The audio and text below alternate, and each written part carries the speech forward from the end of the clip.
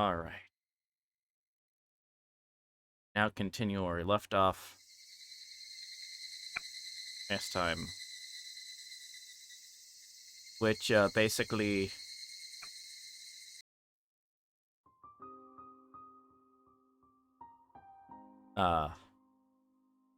we had a water gun fight.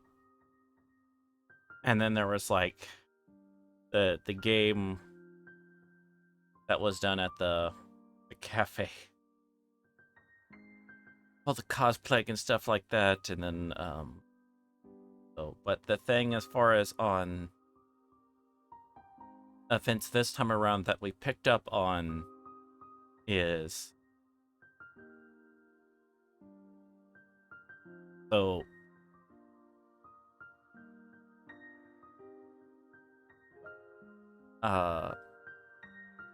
apparently Reina... She came across with someone, and it does seem to go, like, over to her perspective for some of this.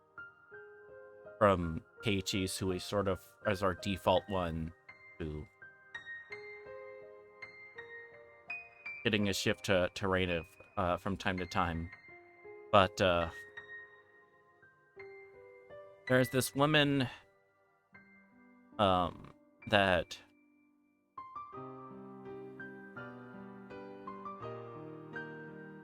I mean, maybe about 30 or something like that. Hard to tell. That, our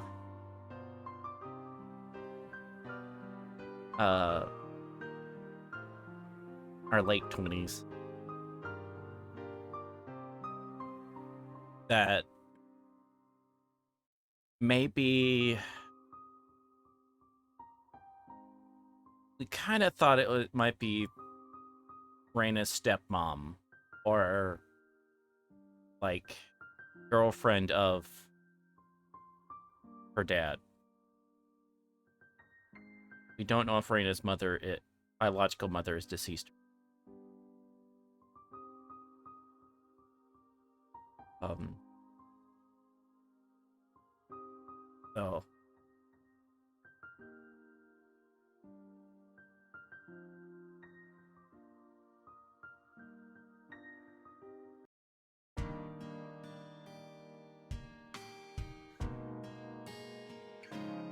don't want to see any sweets for at least 3 days.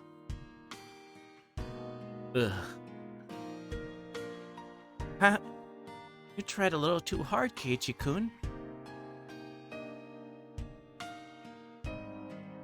Reina ate a massive amount of desserts, too. But her stomach seemed to be just fine. I think girls have 4 stomachs. Or at least an extra stomach for dessert. It's very rude of you to say something like that to a lady. This is what you get for being rude. Bam. Ow. The Toko had poked me very hard in my bloated stomach. Stop it. Please don't poke my stomach. I'm going to throw up.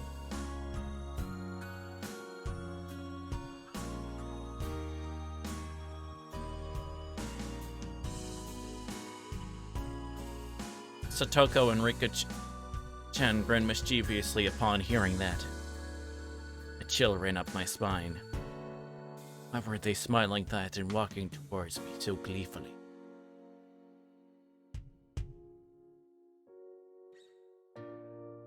No, stop it, you cold-blooded demons.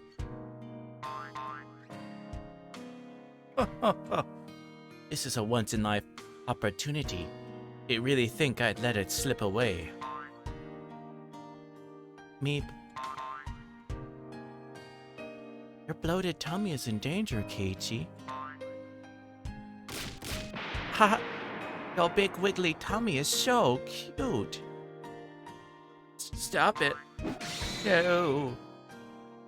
Ina joined Satoko and Rika-chan in torturing me. We were still making a lot of noise outside the restaurant. I desperately blocked my stomach from their attacks, but someone else hit me from behind. Who is it?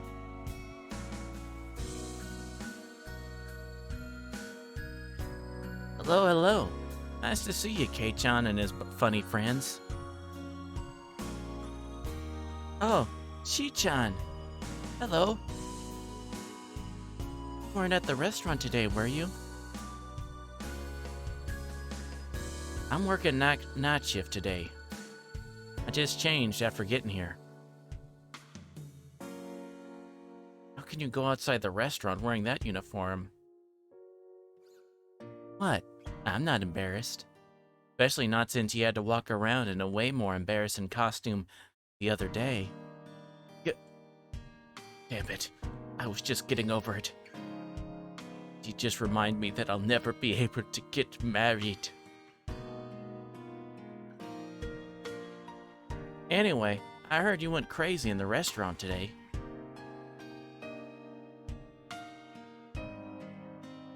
We did. Had to. It turned into a club activity, you know. We made a big mess in there. Looks like Sis felt guilty, so she's helping the waitresses clean up the store now. I still think we should help them clean. Aw, don't worry about it. Can't let customers do that. Plus, me made most of the mess. Yeah, that's right. Everybody nodded in agreement. She told me to tell you guys that you don't have to wait for her. You can go home now. No, we're going to wait. Right, everybody? Reina asked for our agreement. Of course, we decided to wait without hesitation.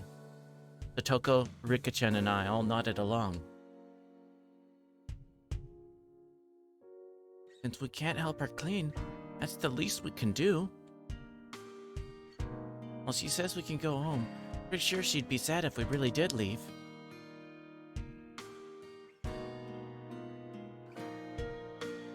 Wow, Kei-chan, you grew up. I'm impressed. He grew up all right. That's because we've been training him well. Right? That's correct. That's correct. Nipa.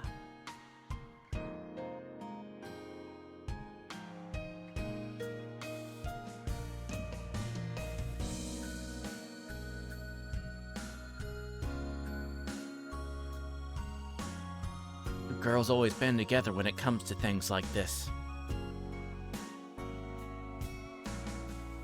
I hate girls. They get along so easily just because they're girls. I'm gonna make a little tree house. I'm gonna have a sign and it's gonna be like, no girls allowed. Do stuff. We'll have our own boys only Minecraft server and everything. In the end, we ended up making a lot more noise, even dragging Shion into the mess this time. Shion, get back in here and help us clean. Where did you put the washcloths? Oh, okay, that was her. I didn't do the way.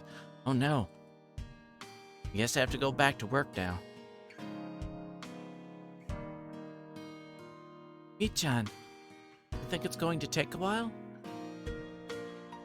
What? Are you still here? Are you waiting for this old man? Don't worry about me. Go on home already. Mion looked happy to see us waiting for her. She always says the opposite of what she thinks. I wonder when she'll grow up to be able to just honestly say thank you. Friends, remember? Wait until you finish up. Wish we could help you. Feel bad. I told you, you don't have to wait for me. I'm going to wait for Shion to finish work tonight, then head to her house in Okonomiya afterward. They really don't need to wait for me. I do appreciate it, though. Are you sure? I still feel bad. Yeah, me too, me too. We have enough people, So really, don't worry about it. Go home before it gets cold. We understand.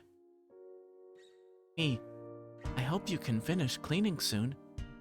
Go for it. Yay. She said the thing. She said, yay. That means I get to do this.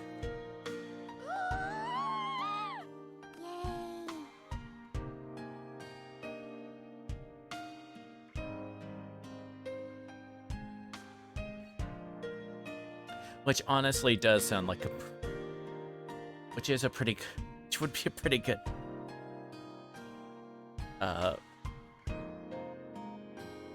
voice for Rika, for little Rika-chan here.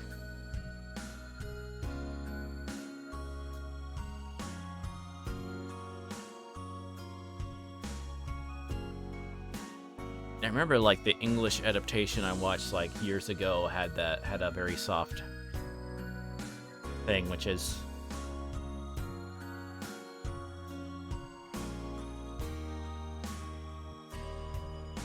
but I'm kind of sort of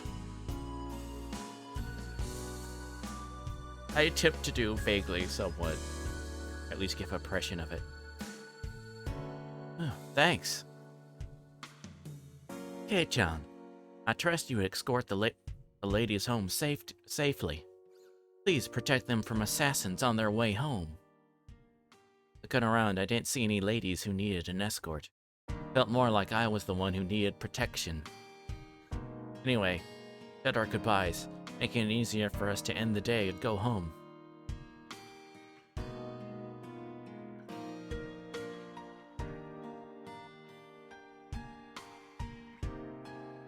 Goodbye, Mi-chan. See you tomorrow. Yep. See you tomorrow. Alright, let's go then.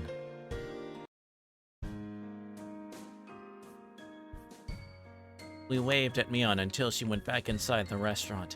And after that, we all got on our bicycles and left Okinomiya. On the way home, we talked about how exciting it had been today, and it looked like everyone was still fired up.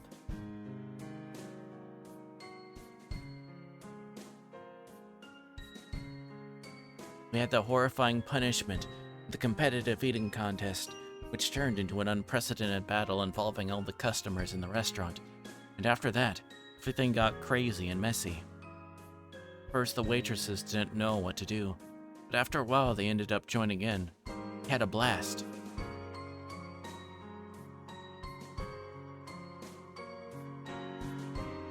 That was wonderful. See what Tomita and Okamura did? How amusing it was. I felt sorry for Kameda and Irie. So did I, but didn't you think my speech was great? Everyone in the restaurant was on my side after that.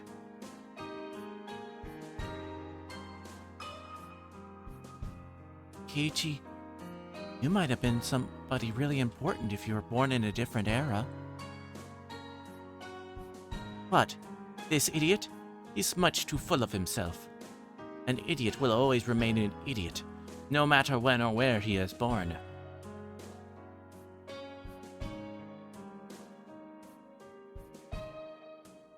So everyone has never heard a song, History is Made by Stupid People.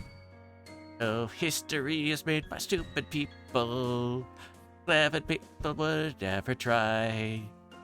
If you want your place in the history books, then you better do something dumb before you die.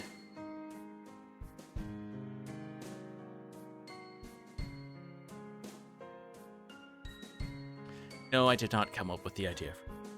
That actual sort of an obscure comedy group called The Worms. They're kind of more active like in the 90s and early 2000s.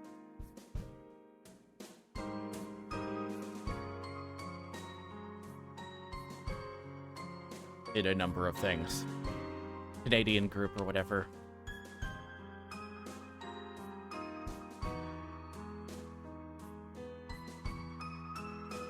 There are other couple famous hits that well, they had several. One was I Am Cow, hear me moo. Let's see. I am cow, hear me moo. Crap, I can't remember.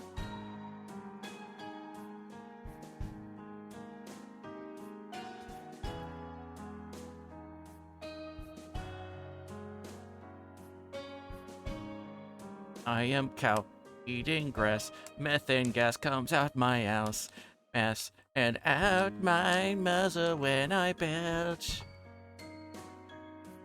The ozone layer gets thinner, the outcome of my dinner. I am cow, I've got gas. Okay, that's what I kind of remember.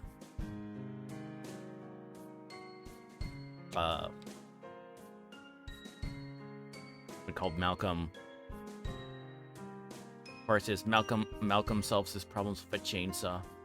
Malcolm solves his problems with a chainsaw. Malcolm solves his problems with a chainsaw, and he never has the same problem twice.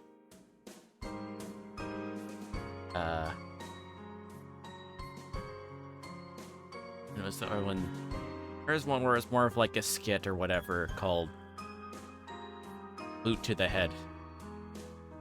More of a skit than a thing. Either way, that's from the worms.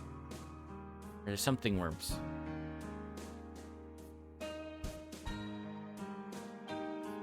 What am I doing? Oh yeah, game. Oh my gosh.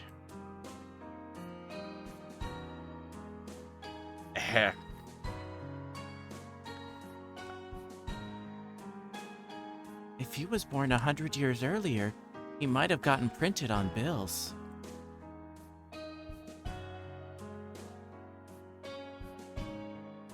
Money with Keiichi-san's face on it? How pathetic. They would only be worth 200 or 300 yen at most.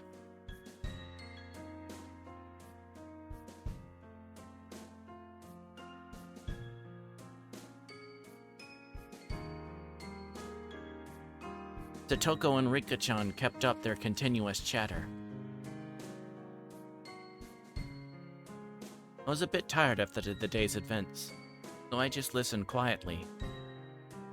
I noticed the wind was getting colder. Our shadows were getting longer as well. Totoko and Rika-chan still had a lot of energy left, but what about Reina? She'd been very quiet. Maybe she also had a stomachache from eating too much. I looked at Reina to see. However, I was wrong. Reina she didn't really know how to describe it. She looked very satisfied. She looked like she really did have that much fun. She looked like she was as happy as she could ever be. I could tell all that without her saying a word. When I looked at her, it made me realize that the word fun wasn't enough to describe what we did today. Seems like you had a lot of fun. What about you, Keiichi-kun? I had a blast too. I wish we could have as much fun tomorrow and the day after, or tomorrow too. I feel the same way. I wish from the bottom of my heart that the time we spent in the restaurant today would last forever. Wow, that's kind of poetic. Don't you agree, Keiichi-kun? Reina didn't notice that I made fun of her. I might have been a little tactless. Suddenly, I regretted having said it. I totally agree with you. But you know something? Today's not the only day that's filled with happiness. Cool wind blew through her hair. She smiled at me. and for some reason she looked very mature. Her appearance made my heart skip a beat.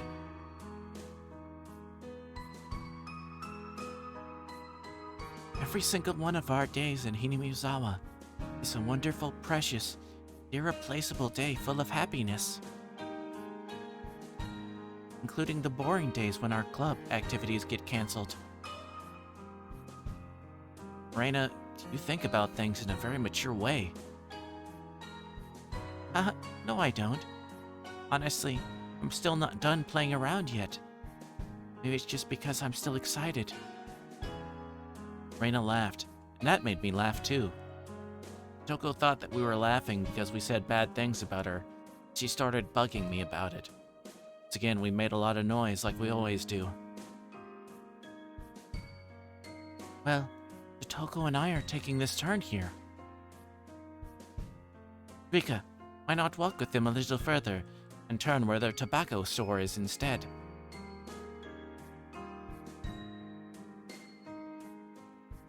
Did you forget our nightlight burned out? Burned out? Without it, it's too dark for us to sleep. That would be quite the problem.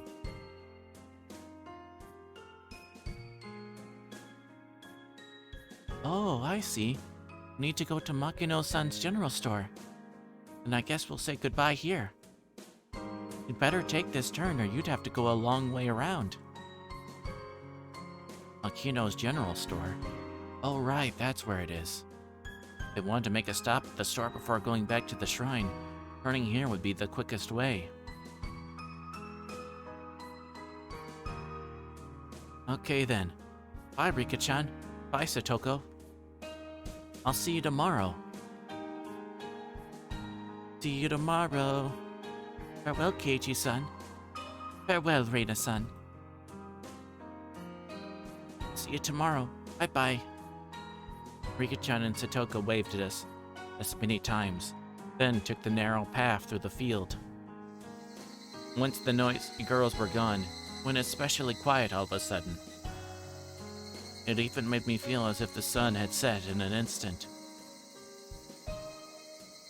I could see my house by now, which everybody called the Maibara Mansion. I didn't notice it early because of how fired up we all were. My stomach was about to burst. Growling in my gut felt like thunder. My body must have been paying the price for me acting like an idiot earlier. There was no way I was eating dinner that night. I needed to tell my mom before she started cooking. Before anything, I had to get to the bathroom. Ugh, my stomach was churning. Oh boy, did it sound good. Got to the place where I'd always met Reina in the morning. Say goodbye in the evening. I really did have a lot of fun today. Me too. Are you feeling okay, Keiichi-kun? My stomach is growling. I guess I just need to get some rest. Need to train your stomach, huh? Weighed about as much as I did. Did you fit all that inside your tiny body? Hehe. That would be a woman's secret.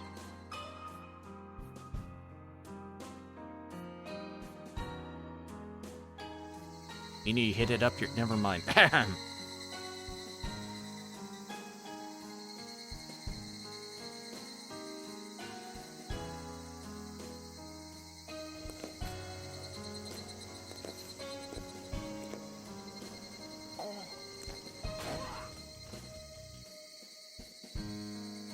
Hi, Foxglove. Your timing's right. Oh.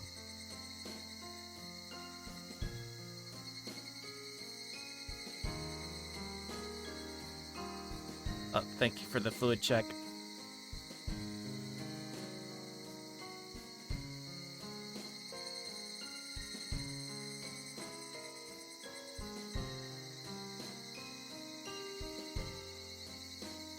Reina giggled and tried to avoid giving me an answer. She'd probably hit me if I pressed her about it. She punched me in the stomach. I'd throw up for sure. So I decided not to go any further. Goodbye, Reina. See you tomorrow.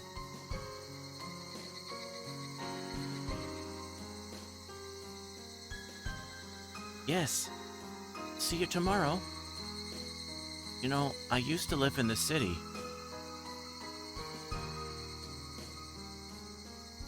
Yeah? I never managed to enjoy each and every day like this before. But after I'm moving... Chris Hansen with Dateline NBC. I didn't do anything, okay?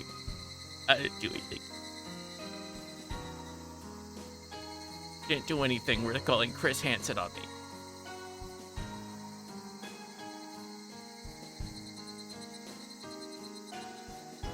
I never managed to enjoy each and every day like this before, but after moving to Hinamizawa, you know, I think I found happiness.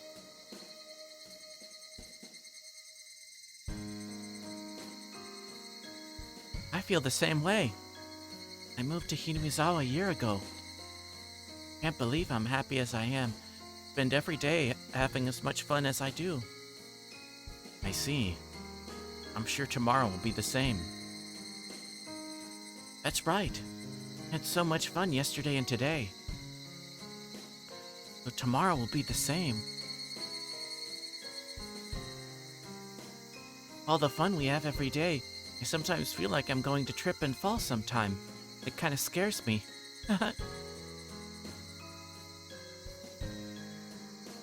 Oh wait, that was him when that was Keiichi that said, "You fall when you." Fuck you! Fuck you! Fuck you! Fuck you! I'm sorry, I read the wrong thing. Read the thing in the wrong voice. I'm sorry.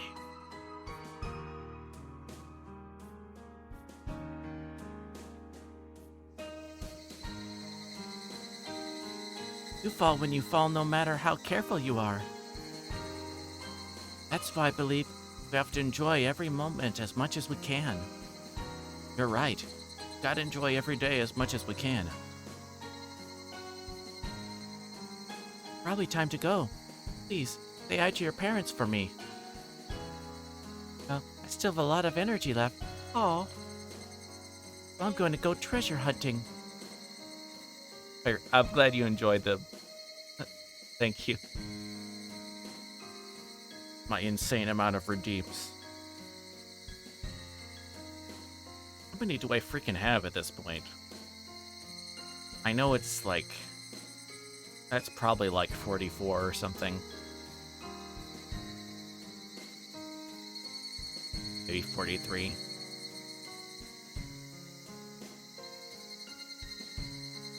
I know this because I've hit the Mac before, and the max number of redeems one can have on Twitch is 50. Ahem.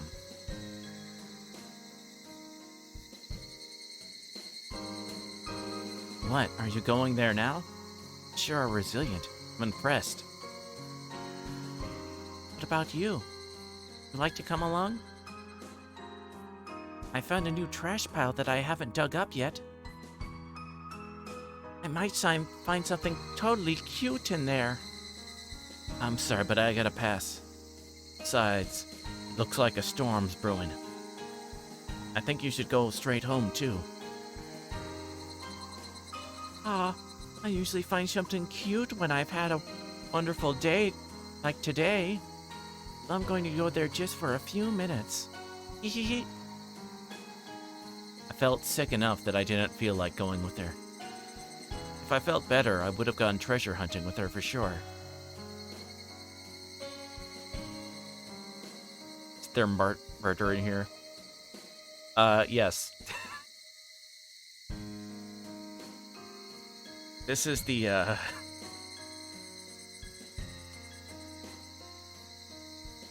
yeah. This is the series that it's like, that goes from, why does he have the trigger warning up in his title?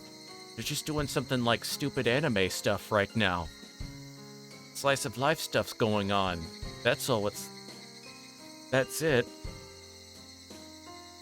Is he being trying to make a joke or something with having the trigger warning? What is that? It's not cool to... Oh my gosh, I see why he had the trigger warning up. I feel I should be warned more. Why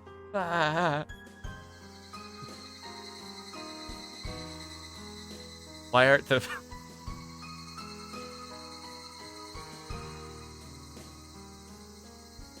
Let's see. See, we're in the we are in the preemptive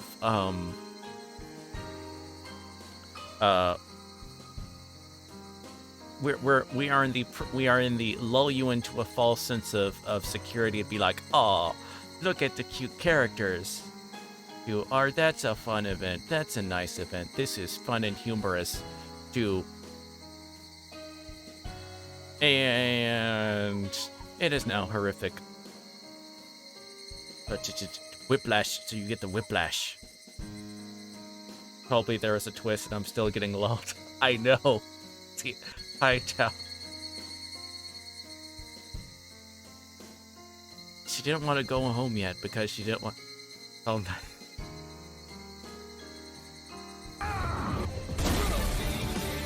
Making the mother of all omelets here, Jack. Can't spread over every egg. Why won't you die? You can't hurt me, Jack. Nanomachine, son. be violence, but in the end, it has to be this way. Like, maybe the twist is a running joke and it isn't real. So it's your first exposure to this series and you're already like just being, it's already gaslighting you. That's very much on brand with this series, honestly. It's very on brand. This is a solitary.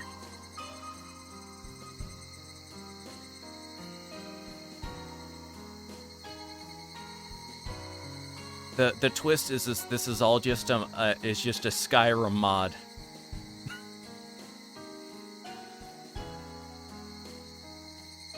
At these times it's gonna end happily with nothing bad happening.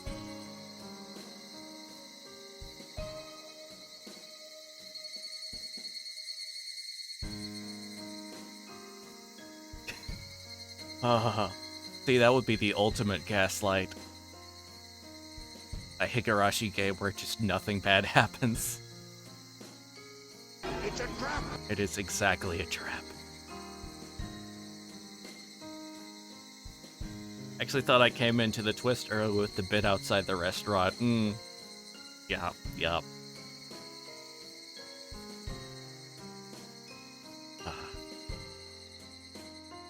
So, I'm sure she'll find something horrific in the trash or something like that. She does her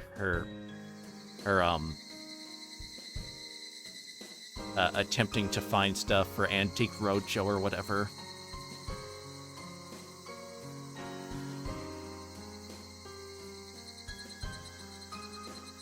She didn't want to go home yet because she didn't want the fun day to end. Exactly how I felt. Ew, that's nasty. It's not. It's just industrial waste, okay? Or more like non-biological waste. I guess she finds a gun. I mean, with this series, I would not put it past them, although...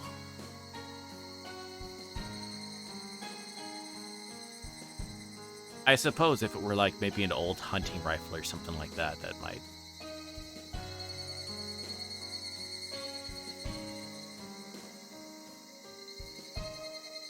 I understand. Bye then. Oh wait, it's Ichi saying, I understand. Bye then. I hope you can find something cute. Use No! No! No!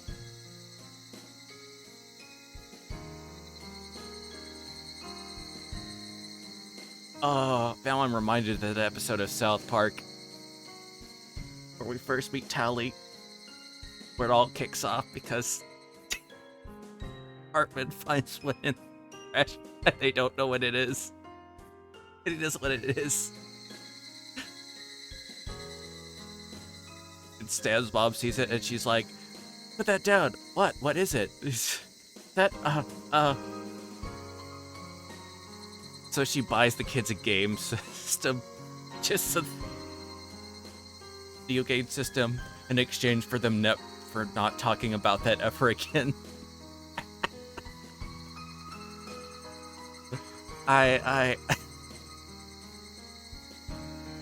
It's done as a gag, but I feel like something along those lines has definitely happened a number of times in real life.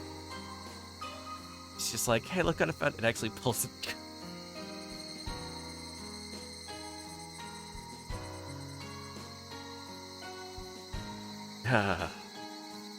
Yep, thank you. Bye-bye.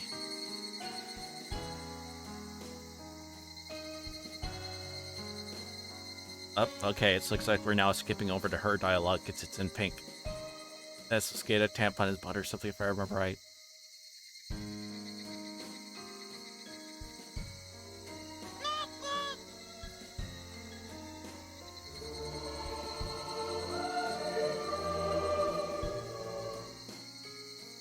That was good timing there. There people are praying for details, but I have stories and people are gross is the moral of them all.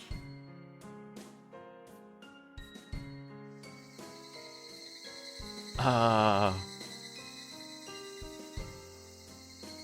feel like that sounds very familiar, but I can't think of the specific incident. You don't want to be like this. This is disgusting. This is awful in every way. If I could kill it, I would. But I legally can't.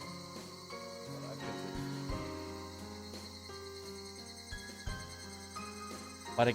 considered. But hey, you don't want to hear a dirty joke? Horse falls in the mud. Want to hear a clean joke? Horse gets a bath. Haha! Do not work a job where I should ever find them, but somehow. Oh.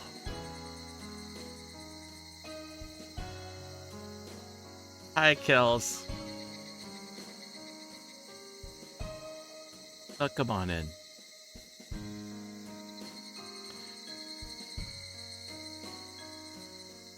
Ichi-kun waved over and over, as if he didn't want to say goodbye yet. After a while, he was gone. Well, I had to go too, because I was going to go treasure hunting. I love cute things. Such a wonderful day today, but I'm sure I'm going to get lucky at treasure hunting. I will definitely find some wonderful treasures.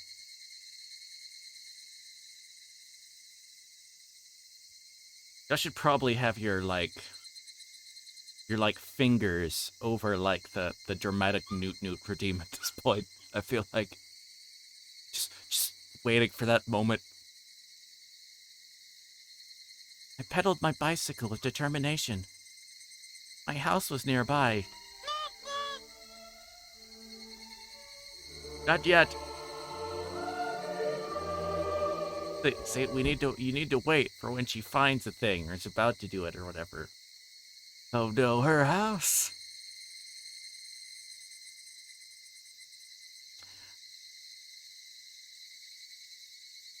My house was nearby, but I took another street that led to the damn construction site.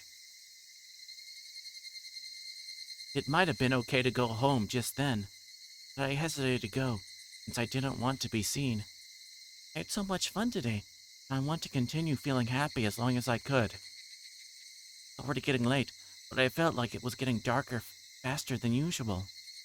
Just like Keiichi-kun said, the clouds in the sky were growing darker. It might start raining hard. But that doesn't mean I have to go home already. Stop it, Reina. It's so much fun today. You have to stay happy as long as you can. Happy. I enjoy every day. Reina, say it. Say the magical words. Oh. Don't be embarrassed. You're not dumb or anything. I might be able to enjoy every day, but more if I were dumb. Oh, thank you for treating me. So, dumb is what I'd want to be. Oh. Going to find something so cute. And take it home with me. There, I said it. Sure, I can find something cute. Psychosis is kicking in.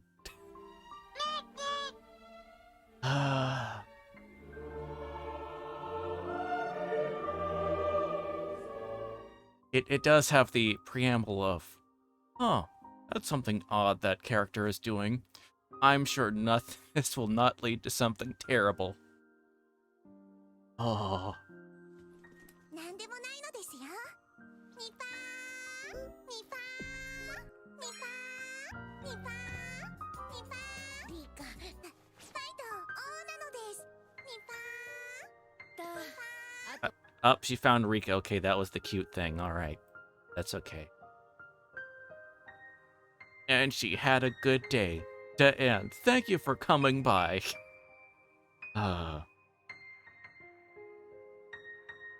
It filled my heart with happy memories of today and yesterday. I should look forward to the happiness I'm going to receive tomorrow, and the day after tomorrow, too. The sun'll come out tomorrow. Bet your bottom. And I'm telling you that tomorrow there'll be sun.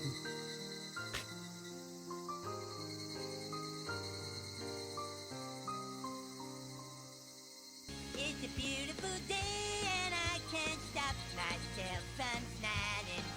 If we're dreaming, I guess this is the 21st century version of and I know the sun'll come out. denying.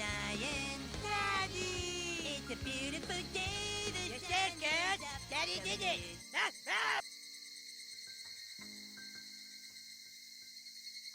I reached the damn construction site. A mountain of trash loomed before me.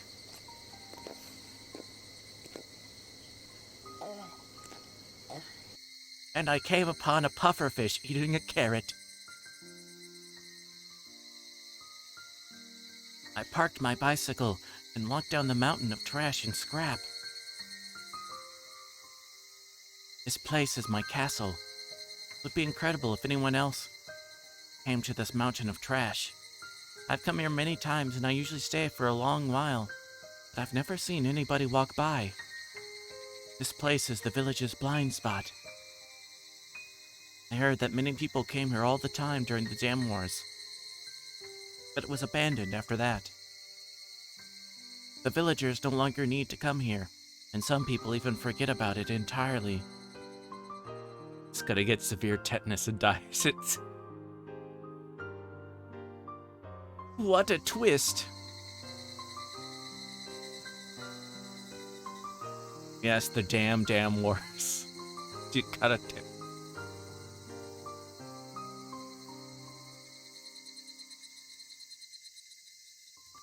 I mean, let's see.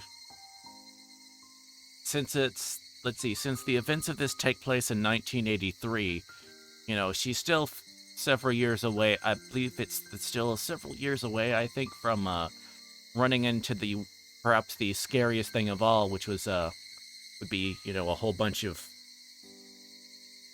disposed of copies of E.T. the Extraterrestrial for the Atari.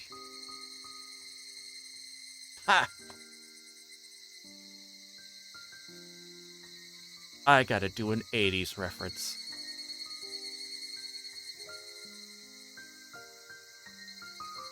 $1982. Oh crap. She could.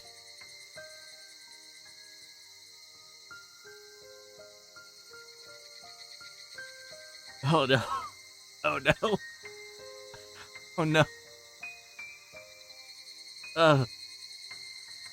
This.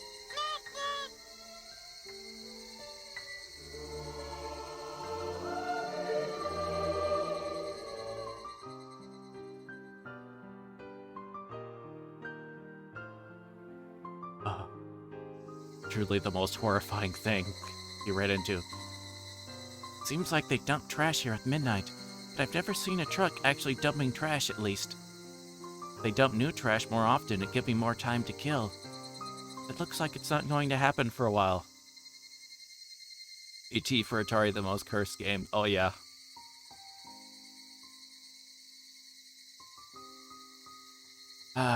The game that almost killed the video game industry. She said She did say kill. Begins. I walked down the slope with the trash type.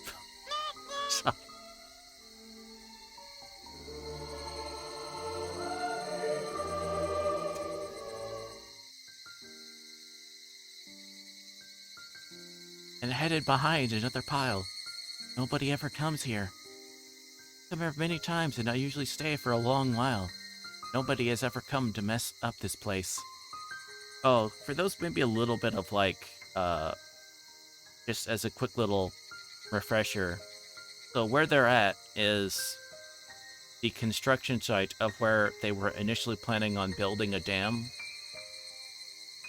But when the project was abandoned, they just left the site up, and then people just started, like, dumping furniture and,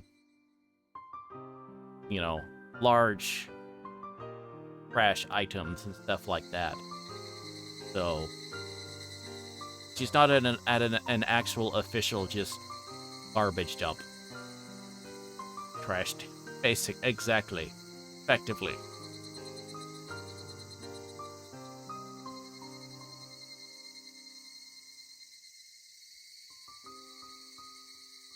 Nobody ever comes here. I've come here many times and I usually stay for a long while, but nobody has ever come to mess up this place. I see you enjoy that Redeemed North Tales, which I understand too. It tickles my brain in some weird way. So I get that. Which is why I have it up. Not even the other kids from my school come here. They all believe that the arm of the manager of the construction site is buried somewhere in the trash piles. They also believe the whole place is haunted.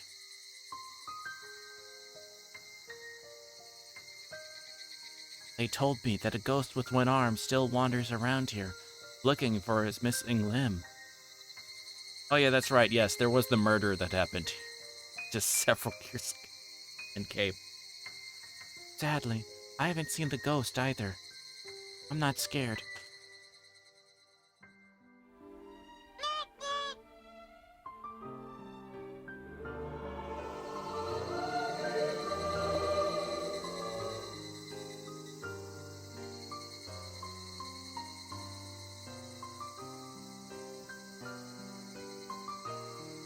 Yep, the murder was mentioned.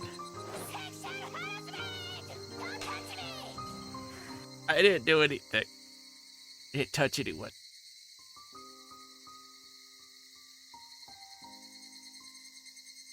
So that's what, someone should try that the next time, like, you're being haunted by a ghost. Just scream that. See, I mean, that would at least be like, those would be like, whoa, listen. I'm just trying to scare you. I'm not trying to, listen, look, I'm not that kind of ghost. I'm just here to scare people, okay? I'm here to curse your soul. That's it. They legally can't do anything.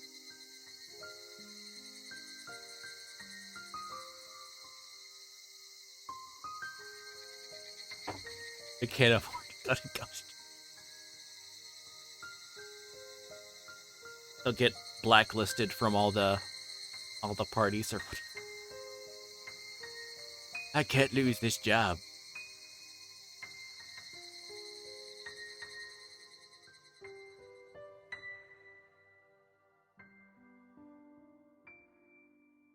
Not scared. In fact, I'd rather like to meet him. Wouldn't mind helping him find his arm. You could say she would like to give him hand.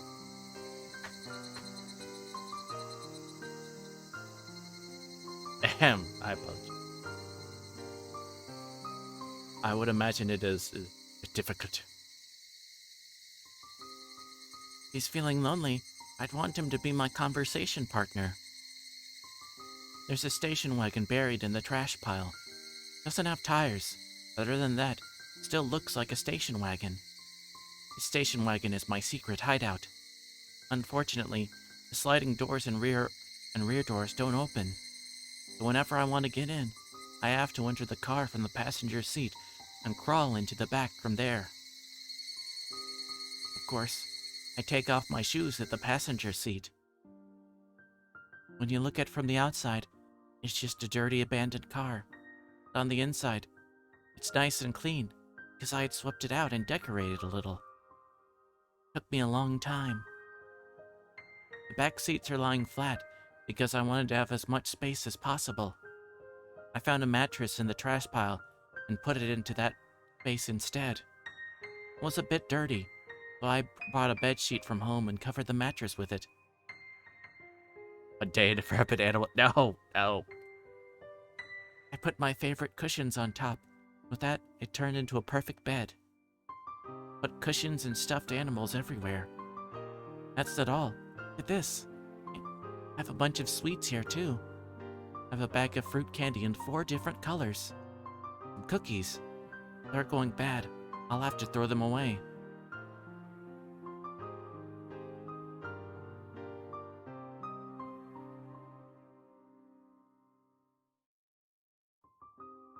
But it's only her secret hidey hole. Although, yes, the 4 total colors. My bear-shaped water bottle was empty. When I come here to spend some time on Sundays, I usually bring this water bottle with some sweetened tea in it. I have a box of tissues, flashlight, extra batteries, and other daily necessities in here. I also have a few books to read in order to kill some time while I'm at it. Thank you for the fluid check.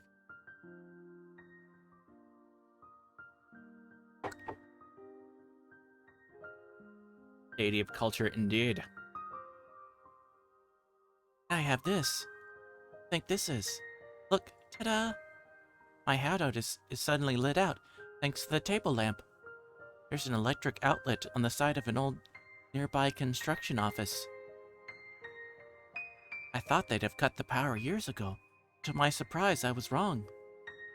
Electricity is still being supplied to the outlet.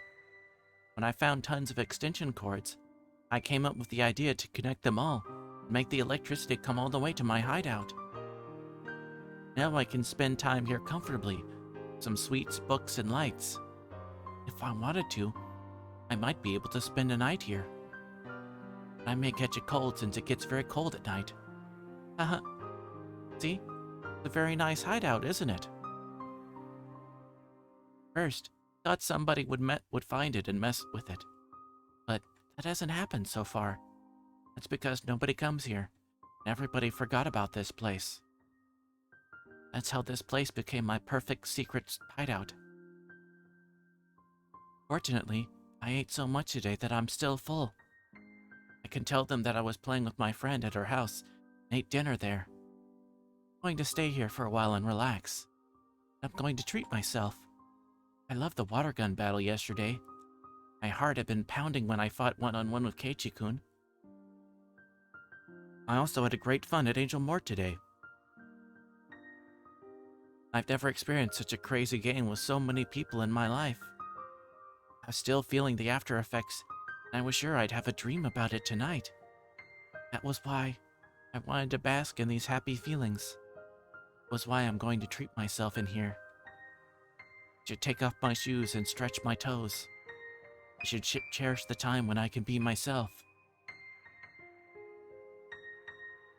I took off my shoes. Felt so relaxed that I didn't want to put them on again. Played all day today. I was very tired. Treasure hunt could wait. It got darker. The light of the table lamp became encouraging. It really was getting dark faster than usual. All of a sudden, I heard the sound of raindrops hitting the roof of the car. Pitter-patter, pitter-patter, pitter-patter. The interval between drops got shorter and shorter. When it became a continuous sound, I began to hear thunder. Even though it was raining heavily, it remained very quiet inside the car, making me feel like I was in a different world. My castle, after all. I felt a bit cold, so I unfolded my big blanket and hid under it. I'm here alone, under the warm blanket that has my scent. Even though nobody knew where I was at the moment, and I feel like I was left alone in the heavy rain, I felt secure and free from anxiety for some reason. I felt like this heavy rain was keeping my enemies away from my castle. I liked it that way.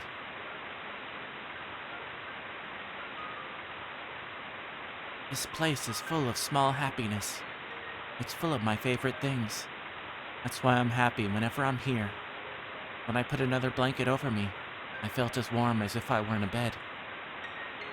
I listened to the soothing sounds of raindrops hitting the scrap iron and the trash heaps, and it made me feel sleepy. This is a castle of trash.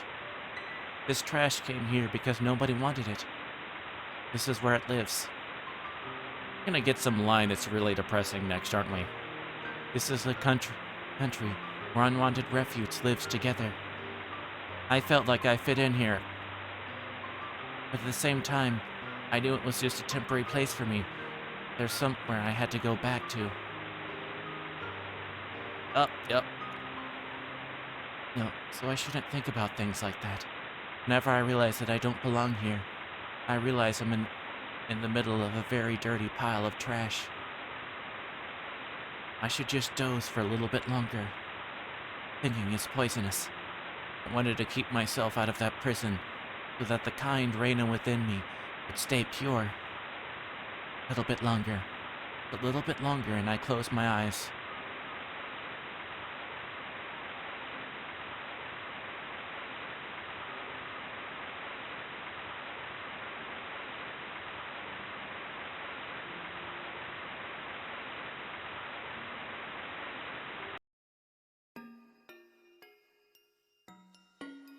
My mother was a very busy woman. The harder she worked, the more her work was valued, and she kept getting promoted. She sought to go higher and higher. She was always shining, and she was my hero. My mother started her career as a fashion designer at a small clothing factory in Okonomiya. My father was a designer too. They met through their jobs and soon got married. They lived in a small apartment in Okonomiya. But they moved to my grandma's house, our current house, in Hinamizawa when she got pregnant with me. We lived there until right before I went to elementary school. Now that I think about it, that was the happiest time of my life. I felt happy every day and believed without a doubt that tomorrow would be the same. I was so happy that I took it for granted and didn't even feel the happiness. I really did feel happy every day.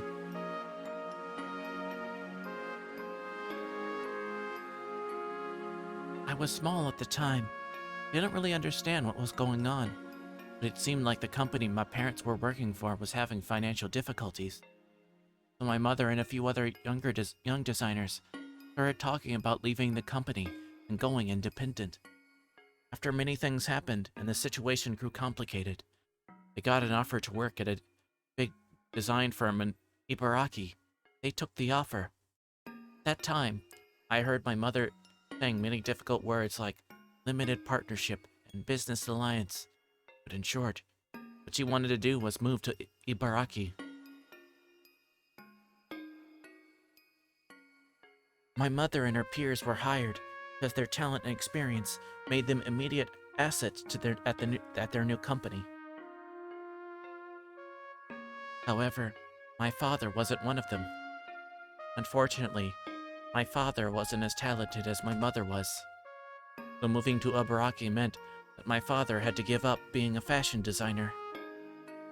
My mother's new company had high expectations of her talent and promised her a responsible project.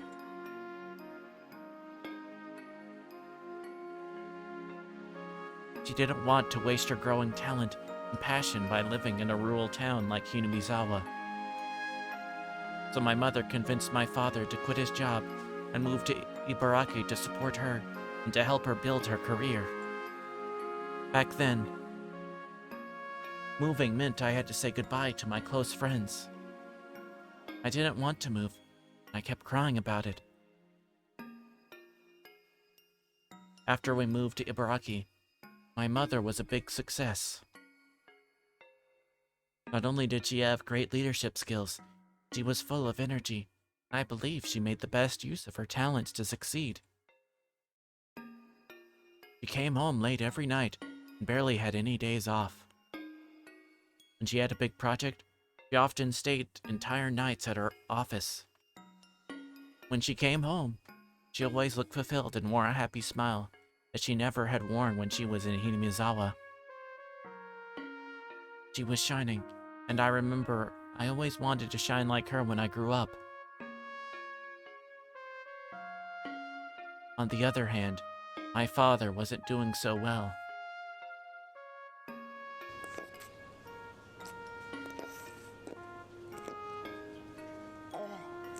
He came across a puffer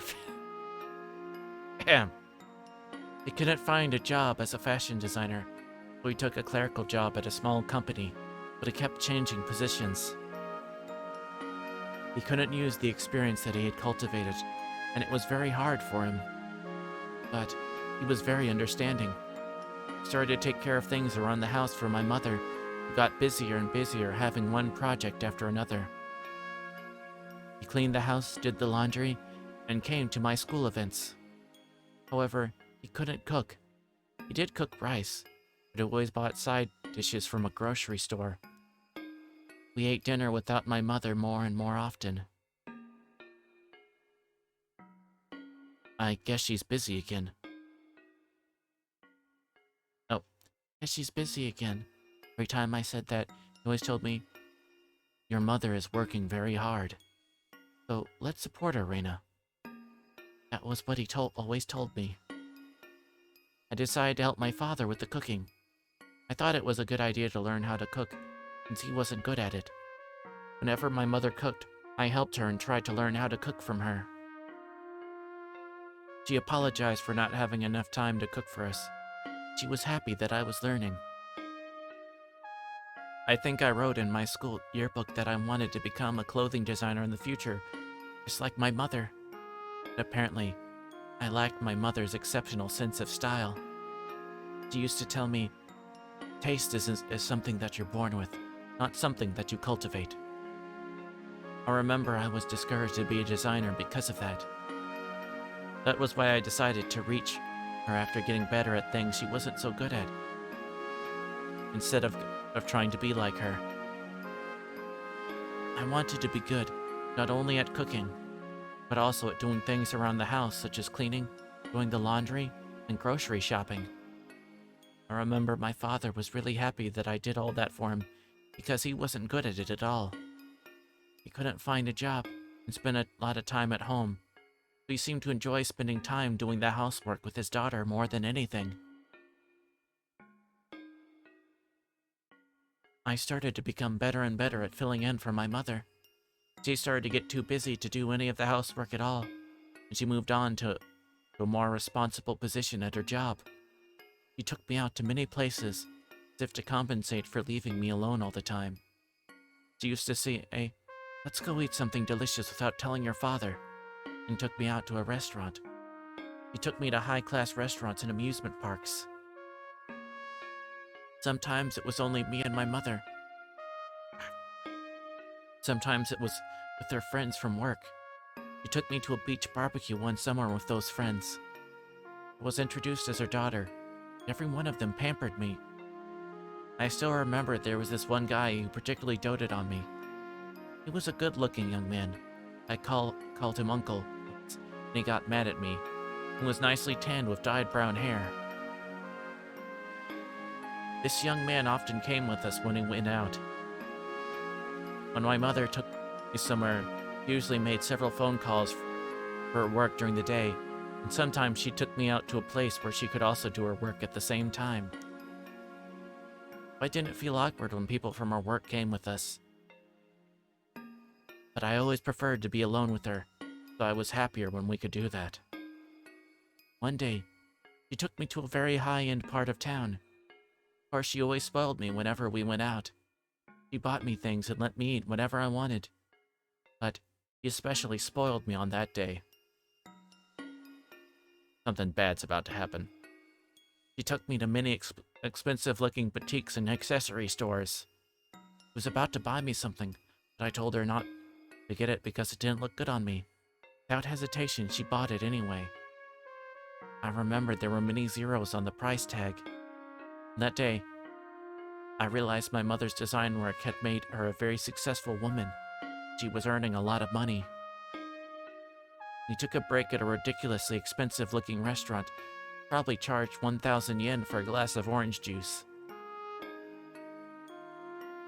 So, vaguely, that would be like $10.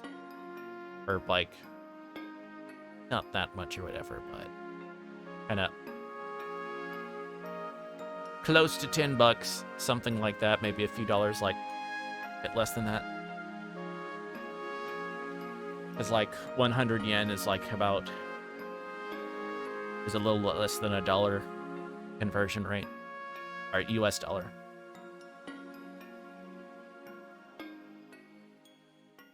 My mother clapped her hands and spoke to me with a smile on her face. She asked, "Reina, would you like to make your dream come true?" When I was in kindergarten, my teacher gave students a topic to draw a picture of. The topic was my dream, and I drew myself eating a mountain of fruit parfait all by myself. What my mother meant to say was that she was going to make that dream come true for me. It was a normal day. It wasn't my birthday or anything. Since my mother always spoiled me when we went together, I didn't feel awkward about it at all, and I accepted her offer with a happy smile. There were 5 or 6 of fruit parfaits in front of me. I remember it looked exactly like the world I drew.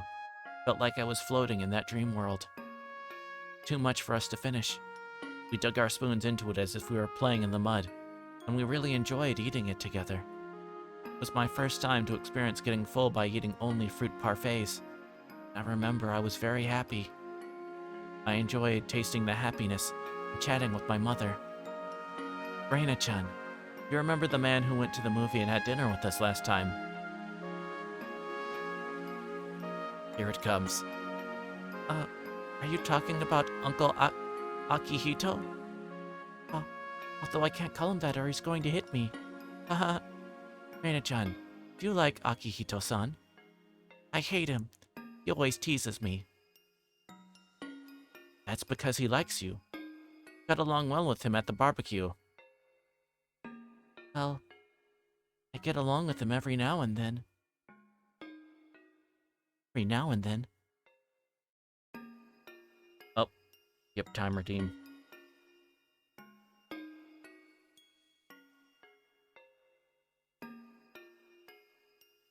Minutes starts now. Yep. My mother laughed. Yep. I don't know why she brought up the subject, but I didn't really pay attention to it because I was too young. Yep. Now that I think about it, it was breaking the news. Yep. I just didn't notice it. Yep. Reina-chan, who do you like better? Your father or me? Yep.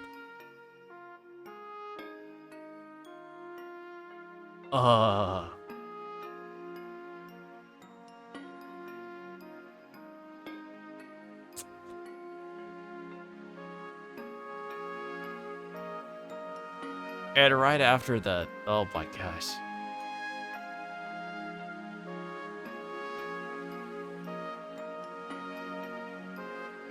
I'm gonna pause the yip redeem. I will fulfill. That's a cool question as a kid. Yeah, I know. I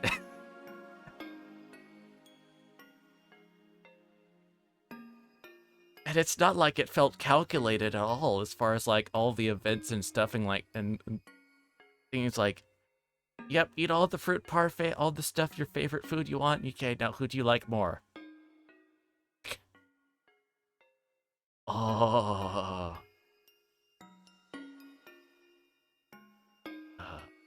Uh. Markiplier, what do you have to say about this? You don't want to be like this. This is disgusting. This is awful in every way. If I could kill it, I would. But I legally can't. But I've considered it. Okay.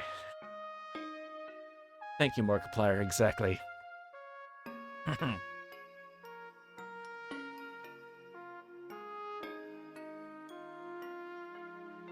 Okay, I'll restart the yip yip. Okay. You, yip yip. It wasn't that I hated my father or anything, but I thought giving her that answer was appropriate after she spoiled me so much. Yip yip. If I said I'm going to live in another house away from your father, which of us would you like to live with? Yip yip. Yip yip. Huh? Yip yip. I'm thinking about divorcing your father and getting married to Akihito-san. Yip yip. Yup. Yup. Yup. Yup. That's, we kind of knew this was coming, didn't we? After the question, for sure. Yep, yep. At that time, my mother was a very successful woman. Yep, yep. Yeah, that's actually about my brain That's about exactly what my brain did after. Yup. Yup. Yup. Yep. I didn't know this at the time, but she was drafted by a headhunter to work at a bigger company, where she was promoted to a higher and more responsible position, one where she could bring out the most of her talent. Yip yip. Of course, the position wasn't the only thing she gained. Yip yip. Compared to my father's low salary, my mother was earning enough money to support a family of 3, and still have some left over. Yip yip. I'd kinda realized it from the way she spent money. Yip yip. The greater position she achieved, the more she spent time with people at her level. Yip yip. All of them were bright and talented. Yip yip. Compared to them, my father might have looked unattractive to her. Yip yip. I liked Uncle Akihito. Yip yip. But I liked him as one of my mother's friends, not in the same way I liked my father. Yip. I liked my father and mother equally. Very shocking to me that my mother wanted to divorce him. Yip. I felt as if the ground below me was beginning to crack. Yip yip. That expression, I realized, actually fit my situation very well. Yip yip. I had to choose which side of the cracked ground I wanted to stand on. My mother told me to live with her at her new house. Yip. Her new house meant the house Uncle Akihito lived in. Yip yip. I thought a house was a sanctuary for a family. I believed that a house was a holy place where a stranger couldn't easily enter. Yip yip. That was why I couldn't believe her. Yip yip. How could she let a stranger invade such a holy place so easily? Yip. Do you hate my father? Yip yip. My mother looked down and didn't answer. Yip yip. I asked her another question. Why can't you stay with my father? Yip yip. I think that was the hardest and most heartbreaking of all questions. All questions for my mother to answer. Yip. In short, my mother had cheated on him. Yip. He loved another man who was more attractive than my father. Yip yip. It was just that, and nothing more. Yip. I knew more than anybody that it wasn't my father's fault. Yip. First of all, he decided to move from Inuzawa to support my mother as much as he could. For him, nothing good had come from that. Yip yip. Actually, I think he had a very tough time since we moved to Ibaraki. Yip yip. But he volunteered to be your support and tried very hard to do that. Yip yip. I thought my mother appreciated his support. Yip. So, I took her decision as a betrayal. Yip yip. Oh, okay. Yip time has expired. You enjoyed your regime? Okay. Oh, thank you so much for the 200 bits. Thank you very much. Thank you so much. You already paid your channel points. You didn't have to pay the bits. Thank you again so much. It means a whole lot.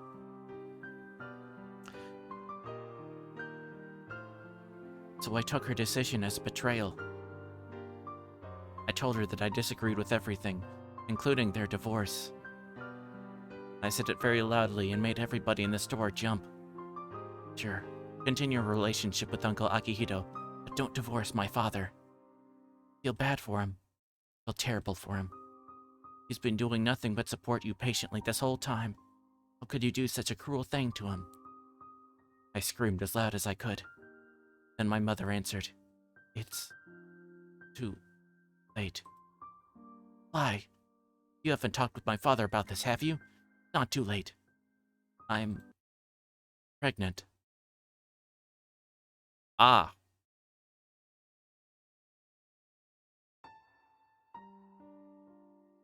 I don't know whether my mother actually told him about the divorce in person.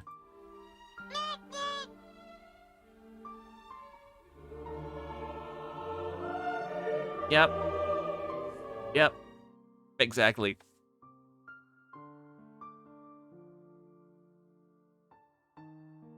Middle-aged woman who called herself a lawyer came to my house several times to talk to my father on my mother's behalf. She sometimes called him too. My father begged the lawyer to let him speak directly to my mother many times, but it never happened. Bruh. Bruh.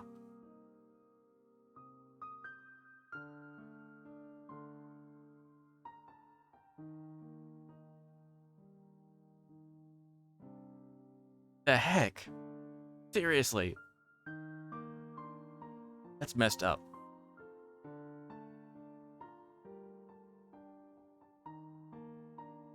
I could tell by the way they talked that he had no clue when my mother told him she wanted a divorce.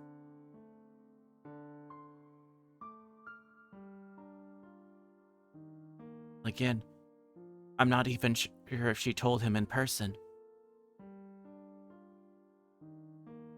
The lawyer told him not to meet my mother, not to call her at work, and many other things too. 1980s version of text message breakup, lawyer breakup. Ugh. Yeah.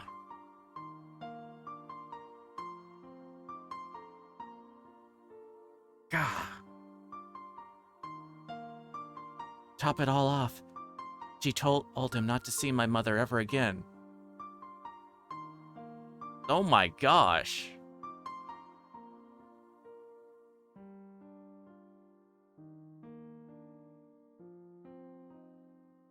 The lion, the witch, and the audacity of this bitch. Good grief. Emotional damage. Yeah. Exactly. Hi, Avian. Yeah, so we're finding out Reina's backstory.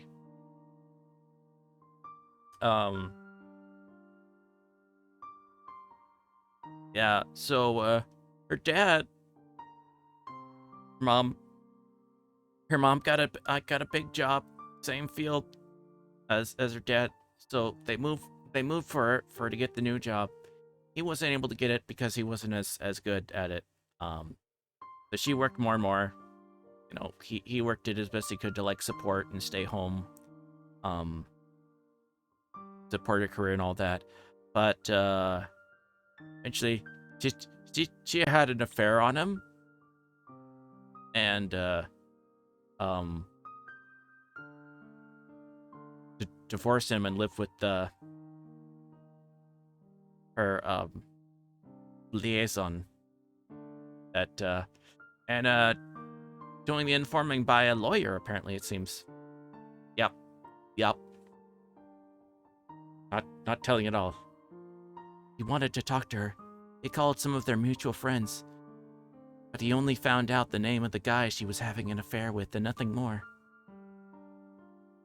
He asked me, Do you know the guy? I told him, I do.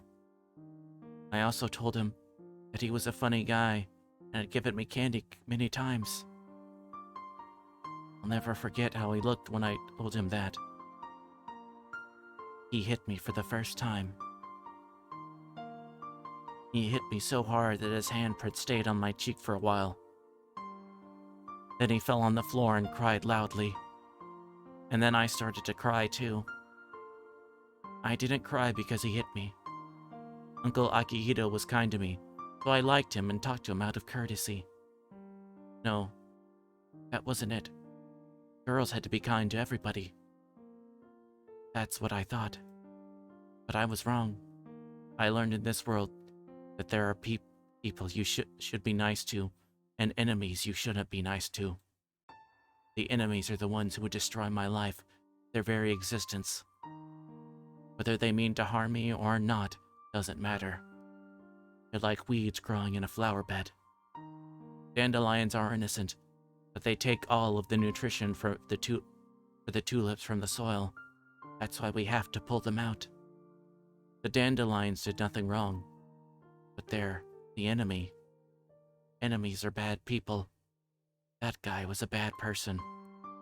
I shouldn't have accepted him. I should have rejected him with everything I had. But doing so, I might have been able to disrupt their relationship. By doing so, I might have been able to make my mother feel like their relationship not going to work. If I tried doing so, my parents would have had to break up. My father and I cried together, but we cried for different reasons. He must have cried because it happened so fast and didn't make any sense to him. I cried because I regretted that I let it happen when I had the chance to prevent it. My father stroked my cheek and opened his mouth to apologize, but he couldn't speak and just cried with me.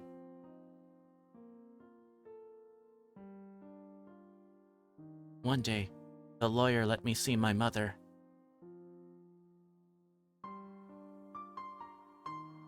Hi, chicken. Welcome on in. Sorry, there is no poop at the moment.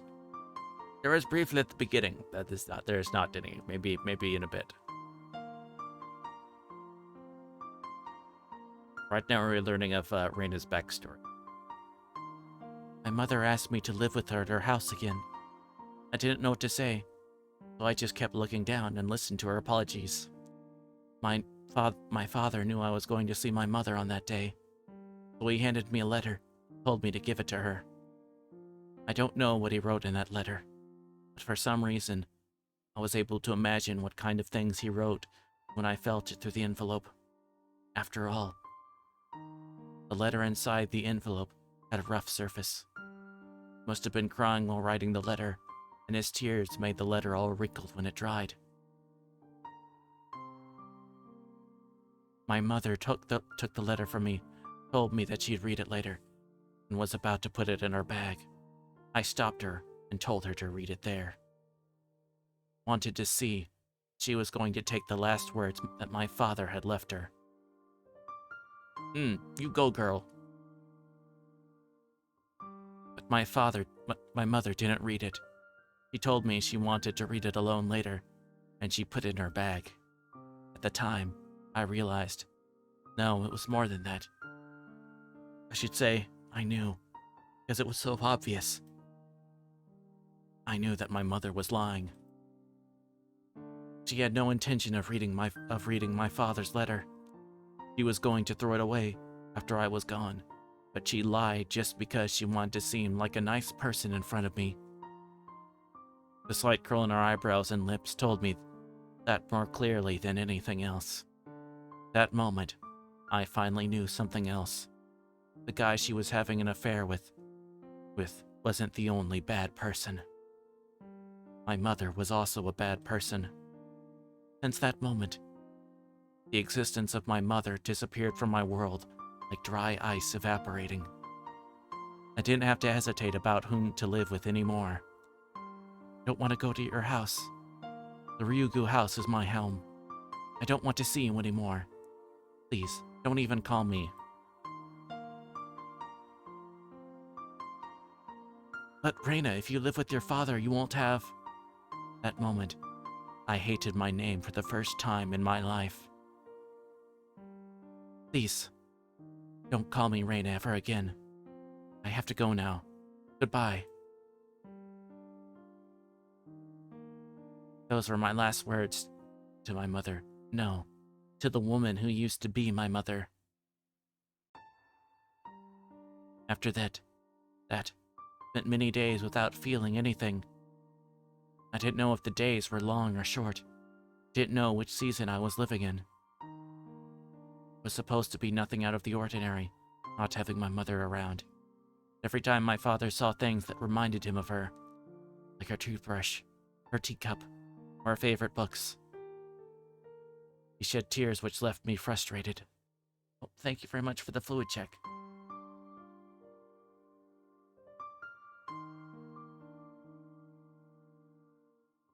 That's why I decided to completely remove her belongings from the house. I roughly threw her things in a black trash bag. I started to do so frantically. By the time I knocked down her wardrobe, threw her music box hard on the floor and broke her mirror, my mind was already not working properly.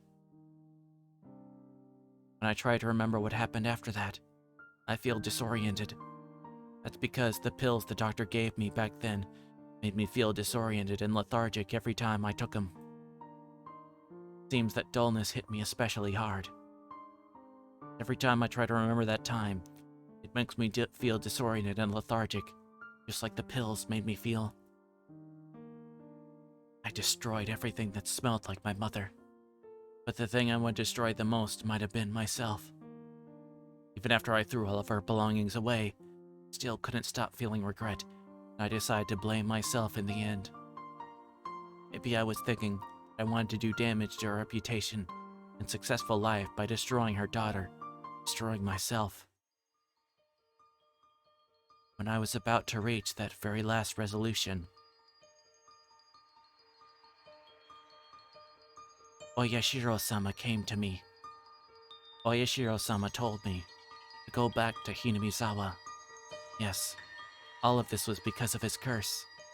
Oyashiro-sama brought a curse upon the Ryugu family because we broke his rule and abandoned Hinamizawa. After I figured that out, everything started to make sense to me. All the crazy things that happened after my mother was gone. The curse of Oyashiro did all of that to us. It was Oyashiro-sama's voice that was telling us to come back to Hinamizawa. That's right. We should have stayed in Hinamizawa. Everything went crazy because we moved. We had to go back to Hinamizawa. I started to feel disoriented again, and a dull pain ran through my head. It might be a scream from within telling me not to push myself too hard to remember any further. The house where I used to live in Hinamizawa was still there. My grandmother already passed away, and the house was the only property she left for us. I remembered that I used to live in Hinamizawa, but all I remembered was that it was a village that I used to live in until right before I went to elementary school. I remembered the atmosphere of the village too. It was all I remembered. I forgot the streets and even the names of close friends I used to play with. The neighbors knew that the son of the deceased woman had come back divorced, but they didn't know us. We didn't know them. So, it was almost like we moved to a new place. However, as far as I was concerned, it still was my hometown that I had to come back to. At first, everything was inconvenient compared to life in Ibaraki. It's hard for both of us to adjust. We renovated the old house, and it was only me and my father. Life here seemed to make my father forget his pain from the divorce. Mi-chan was very kind to me, and I started to get used to my new life too. I did everything around the house, We gradually went back to a time when we used to live happily. Anybody can live a happy life. People sometimes say that some people are born to be unhappy, but I believe that's just an excuse for people who don't even want to try. I won't give in to fate. I'll never give up trying to recapture the happy times that I lost. I'm going to become happy to the point where I don't even feel the happiness anymore. I'm not going to cry anymore. I'll never cry again. I used up all of my tears on the night on that night my father hit me. Curse of Oyashiro-sama is over because we came back to Hinamizawa. So I'm going to have a happy life from now on. All of a sudden, big raindrops hit the roof of the car and I recovered my senses. Still raining hard. It had already gotten dark outside. The shadows the table lamp created were very dark, and it looked as if there's nothing else around me. If I turned off this light, would everything in this world disappear? I turned off the light. Darkness swallowed me. The cold air and the sound of rain didn't change a bit. That made me realize I was still in this world. The curse of Oyashiro-sama. Did the curse of Oyashiro do those crazy things to my family? Or did I convince myself it as an excuse for myself because I didn't want to feel guilty about the divorce? Sometimes I'm not sure. Since that time, Oyashiro-sama hasn't come to me. I sometimes feel like it was a delusion I created because I was mentally ill. But it did come at that time. I'm sure about that. Am I right, Oyashiro-sama? I was unhappy after I left Hinamizawa, but I came back and I'm happy now. But where am I supposed to go now that I'm unhappy in Hinamizawa? Where? Stop it, Reina. Don't think that you're unhappy. I am happy. Well, be happy. I can definitely be happy. Suddenly, I felt that if this darkness swallowed me, I'd never be able to be happy again. I found the switch of the table lamp and turned it back on. When I looked at the clock, it was already past 11 p.m. I had to go home, or I wouldn't have time to prepare my lunch for tomorrow. At least I'd have to set the timer on the rice cooker. It didn't look like the rain was going to stop anytime soon. I looked out of the window to see the rain, but could only see my reflection. I talked to that reflection in the window. So glad that my father's happy. He's been acting like he was dead for a long time. The smile on his face is a good sign that he's regaining his former happy life. He became miserable because of me. That's why I don't mind doing things for him until he regains his smile, and we become truly happy. When I stay here alone for a while, it gives him some time to be alone with her. Plus, I don't have to fake a smile. But then, my reflection in the window tells me, Reina, you're such a good girl. You're kind to everybody and love them equally. Didn't make anybody like you. But did you forget something? In this world, there are people you should be kind to. And enemies that you have to reject with all you've got. After you learn that lesson.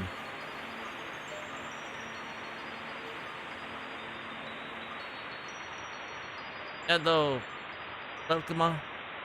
Hello, Jerry Anime fan. Welcome back. It's been a while. Thank you for coming by. No, don't listen to her. Her reflection is always mean. She always says mean things and makes fun of my worries. But she always tells me things that I can't say myself. Let's go home, Reina. To your home. Forget about that mean Reina in the mirror. I was a bit hungry by then. For all the desserts I ate, I still got hungry. I almost forgot. Reina-san bought me a shortcake. I never had a shortcake from Angel Mort, but I bet it'll taste good.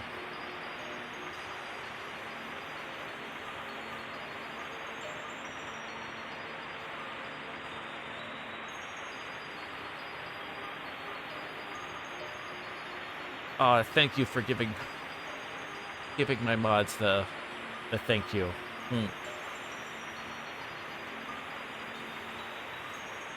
Oh, it's Mod Appreciation Day?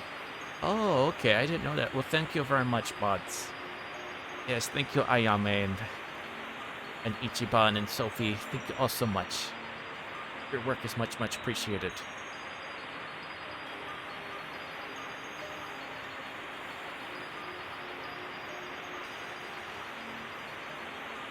I'd have to give my thanks to Rina-san the next time I see her.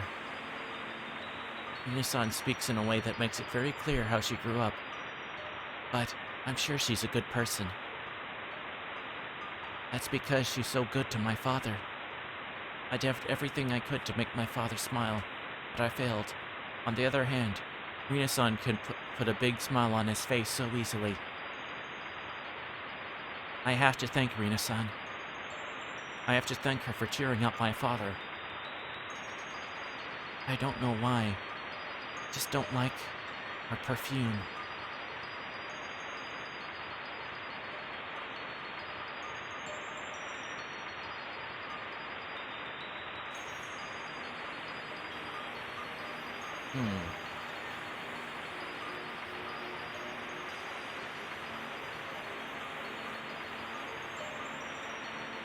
Maybe maybe Rena's perfume smells like Rena's mother's perfume? That's what if I had to guess.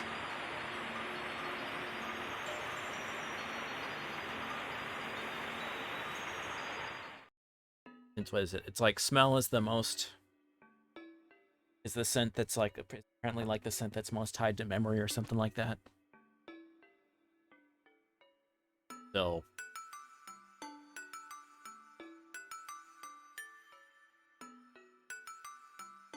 the smell probably is able to bypass stuff that other things might. Anyway, what's her little tips? What's her little tip? My summer picture diary. Today I went to a swimming pool with my mom. Uncle Akihito came with us too. Okay, so this must be Reina's. I don't like him because he's sometimes mean to me, but he's a very kind and funny old man. He told me to call him Daddy for that day, because he was going to play with me at the pool like he was my daddy. My mom called him Daddy, so I did too. Uncle Akihito looked very happy and gave me a lot of money. My mom looked very happy and it made me happy too. I went to play with him again.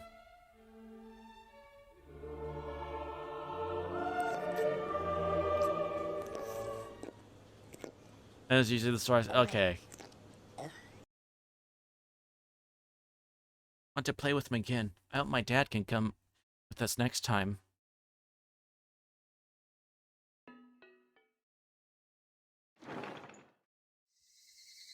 I opened the window, placed my cushion nearby, prepared to enjoy the weather. But she came over and disrupted my peaceful evening. She always ruins my time of solitude. You look pleased. Oh, that's right. You ate lots of your favorite sweets today. This girl loves sweets more than anything. I like them too. I can't eat like she does. I'd give me heartburn if I ate the amount she ate today. She seemed to be very happy. I'll leave her alone for a while. I've been making my favorite hot and salty food for the past few days, so she must be quite pleased today. It was a very fun day for me too.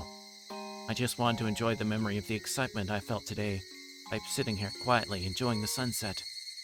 When I looked at the sky, I saw some thick clouds forming there. The wind was a bit cooler than usual. Might start raining soon.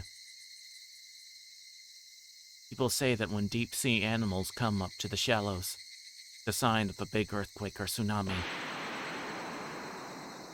We saw a very rare fish that dwells in deep water in the shallows today. Just as the ancient stories of sea monsters say, people hate deep-sea animals and tend to interpret them as omens of a disaster. It didn't matter if they showed up alive or dead. Said something interesting just now. And if they showed up alive or dead, it was an omen of a disaster. Might start raining soon. Yeah, I know. You don't have to tell me. I'll get the laundry.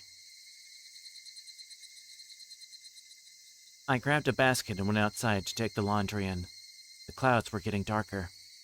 I normally like rain, but I didn't think I'd enjoy it today.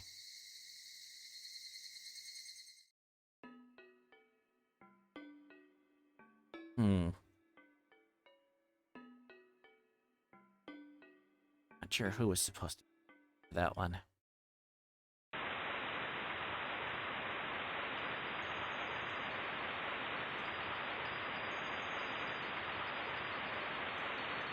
By the way, next subchapter.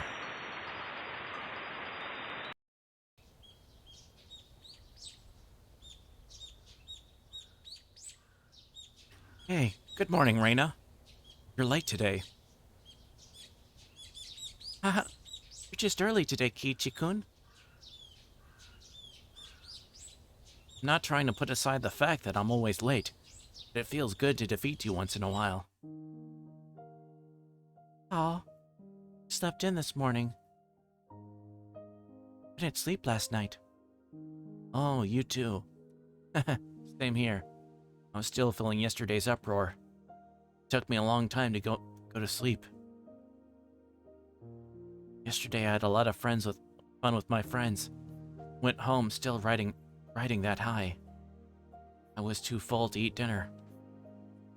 Kept talking with my parents about the great time I had over the past few days. I was so pumped that I couldn't go to sleep, and it sounds like I'm a little kid. But given that Reina seemed to be the same way, I felt better about it. No, I felt better isn't the right way of phrasing it. I should say, I'm glad that we shared the same feeling. Reina went treasure hunting after I left. I'm sure she found many adorable things, went home, and talked with her parents about how great the day was.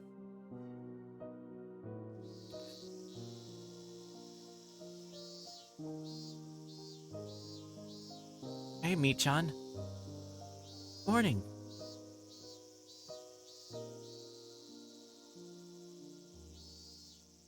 Oh, you're here early. Better watch out for the pigs falling from the sky.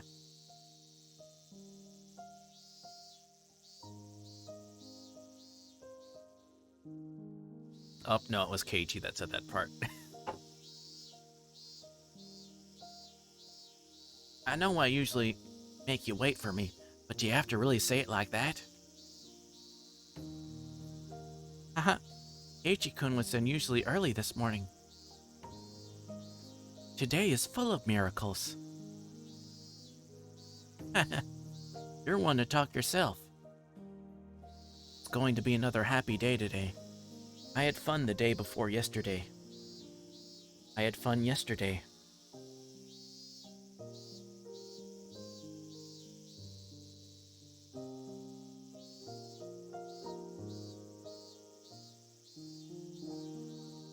I had to. It's my chair. I'm going to have fun today for sure. I'm happy, and Mion is happy too. Of course, Rain and my other friends are equally happy. I'm not afraid to say it, and I wish these happy days would last forever. Sunday, Monday, happy days. Today, happy days. Today, these days,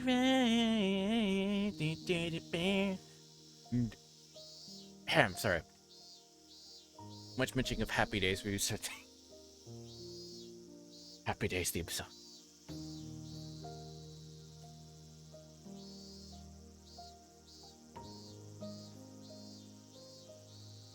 I'm not afraid to say it. Wish these happy days would last forever.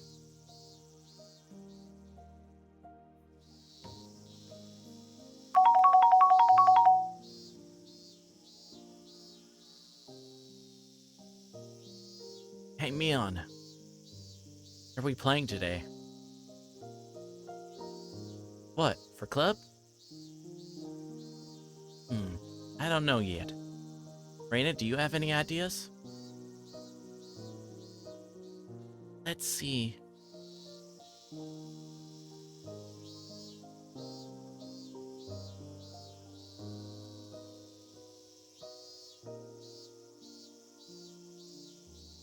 I'm gonna say it's paper.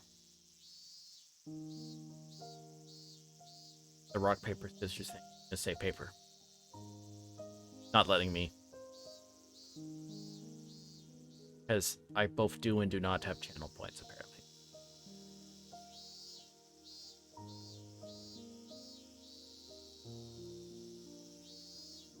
The winner is...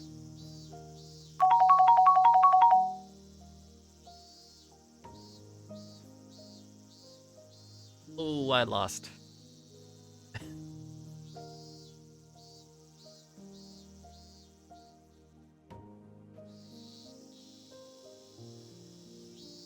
Good luck to those who won, though.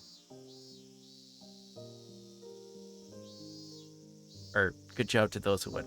Or, yeah.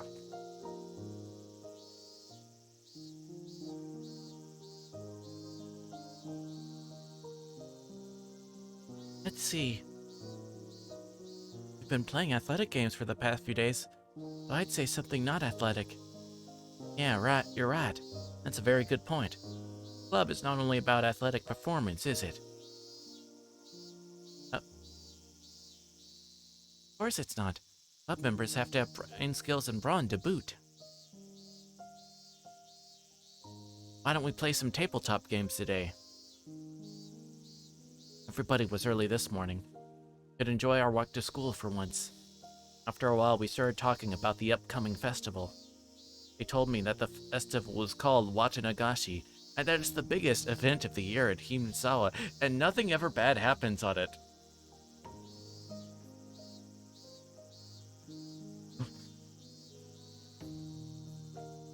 Everyone that's has familiar with these streams is immediate now is going with the is all simultaneously upon hearing Watanagashi just went.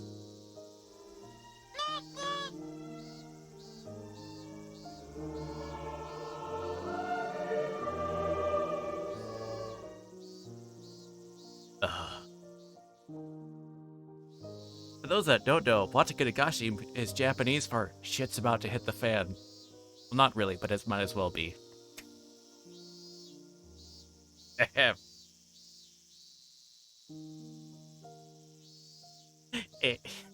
Perfect. Everything is awesome. Everything is cool when you're part of a team. Everything.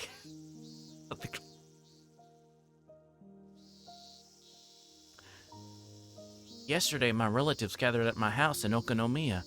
They started talking about you, Kei-chan. What? Me?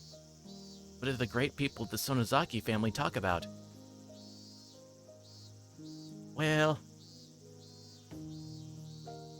my uncle Yoshiro is the store manager of Angel Mart, and he saw your performance yesterday.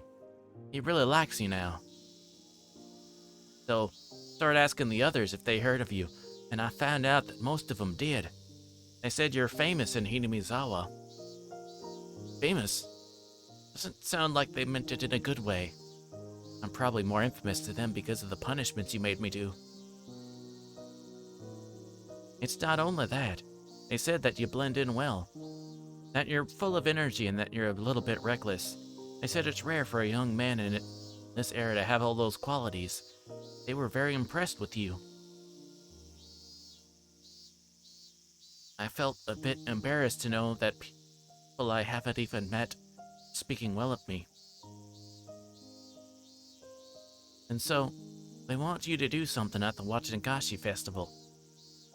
You like to draw people's attention, don't you? Hey, assume things. Don't decide anything without me.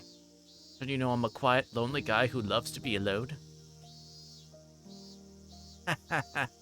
Lonely guy? You mean Cherry Boy, don't you?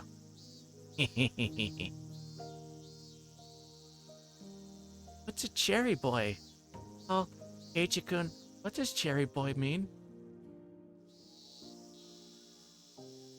Okay, I feel like this is something I've heard at some point, but my brain has, like, forgotten it. Game, what terrible thing have you made me say?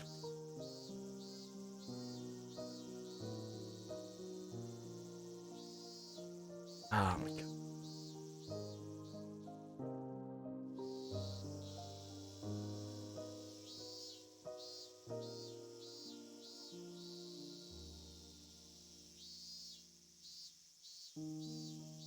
Ah.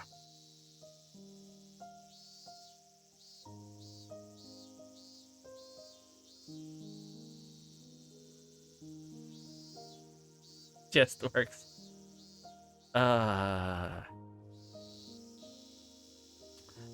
Okay. Alright, it's not that bad. Okay. Just... It's like for a male who has no experience. Okay. According to the scholars at Urban Dictionary, cherry bit boy, a term originating from Japan that is slang for a male with no experience in sexual intercourse and activities.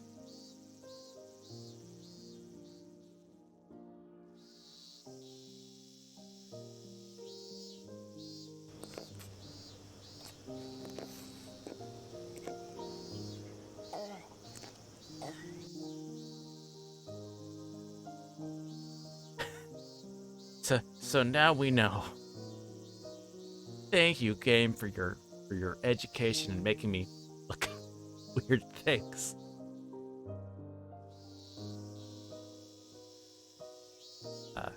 It is now it's now at this point that we remind you that we have of our sponsorship with NordVPN. Going to look up something weird off the thing, but don't want having to look up weird things on weird terms online to check out, but because of the weird games you play with a VPN, your shame will not be able to be tracked by websites that track your data and then sell to the government so that the CIA can laugh at you. I make that joke, but I do have a VPN. It is not Nord. I go with ExpressVPN. If anyone with ExpressVPN is, hey, hit me up. Your E62 keywords are a little too spicy. Use NordVPN. They'll never know. Hold on. I can read that better. Your E621 keyboard's a little too spicy. Use NordVPN. They'll never know. There we go. Is that better?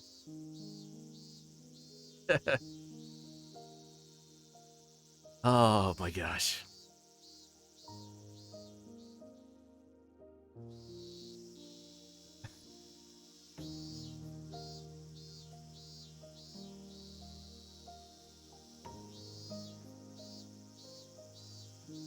Oh, you like the announcer voice, do you?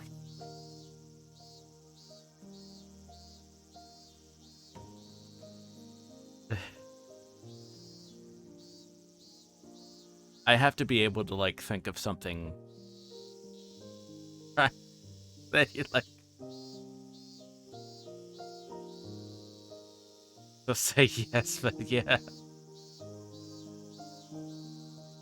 Well, maybe I could come up with, like, something. Where the thing is, like, I have to have...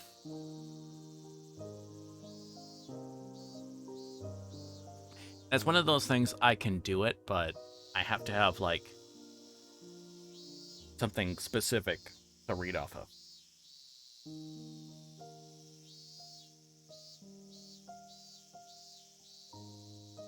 Whoa, stop talking about nasty things. Ladies don't talk about things like that. We were really still feeling the after effects of yesterday. Mion and I made a lot of noise teaching each other on the way to school. Teasing each other on the way to school. Reina watched us and laughed happily. I don't think I could do Duke Nukem. Satoko and no. Satoko and Rika-chan were already there when they arrived at school. They were also full of energy. See, I can't. I'm glad you like it. Satoko and Rika-chan were already there when we arrived at school. They were also full of energy. Tomita-kun and Okamura-kun were too. From that, I can tell that they also had a good time yesterday. Everybody has been having a good time, really. In Hinamizawa, everybody is happy.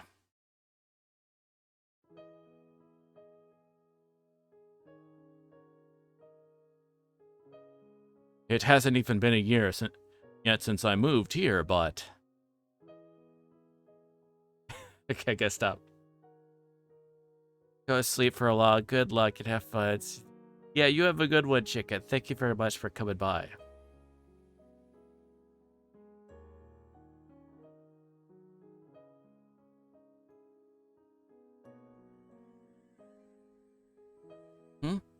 What is it? Well, I'm just glad that I moved here. What's wrong, Kate-chan? You're being sentimental. I understand. I understand exactly how you feel. Feel like everything is perfect. That you've become happy since you moved to Hinamizawa. I think this village has some kind of power to make people feel that way. Are you happy, Reina? Yes. I'm happy every day here in Hinamizawa. Yeah, me too. Hey, don't leave this old man out in the cold. Let me in on the conversation too. The sky was clear, and the few thin clouds were pure white. The cry of the cicadas was telling me that summer would be coming earlier than usual. Watanagashi is just around the corner. I'm sure we'll have great fun at the festival too. There'll be more and more fun days to come. I'm sure of it. Oh, hello, fire hydrant. Oh, come on in. Yes. Actually, well, I'm here because, let's see. Well, here we actually gave them a raid, the other day. Actually, it was just yesterday. Wow, I'm good.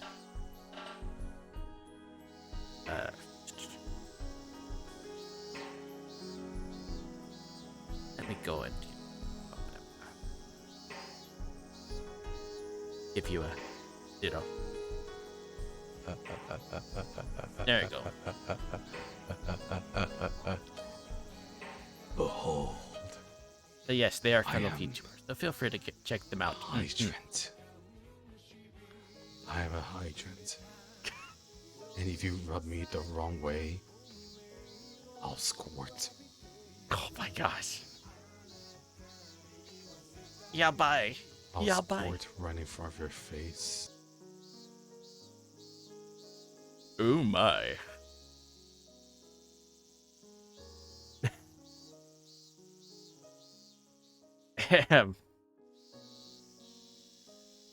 Anyway, welcome and enjoy the rest of the stream. Wild, thank you for coming on in.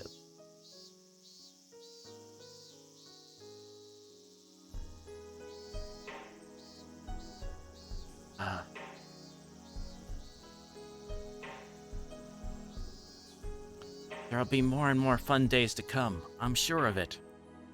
Summer is just around the corner.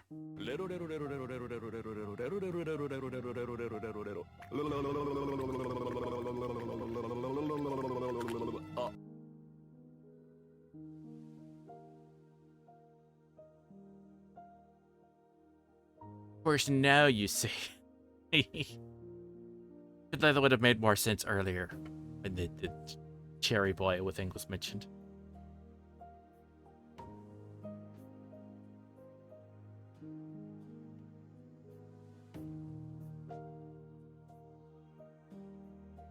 Wow, those roads. You could say they may be country roads that take you home to the place that belong. West Virginia, Mountain Mama, take me home down country roads. Take me home, country roads to the place I belong. Yeah. I did not hit her. It's not true. It's bullshit. I did not hit her. I did not. Oh, hi, Mark. Oh. Oh, hi. Oh, hi, chat.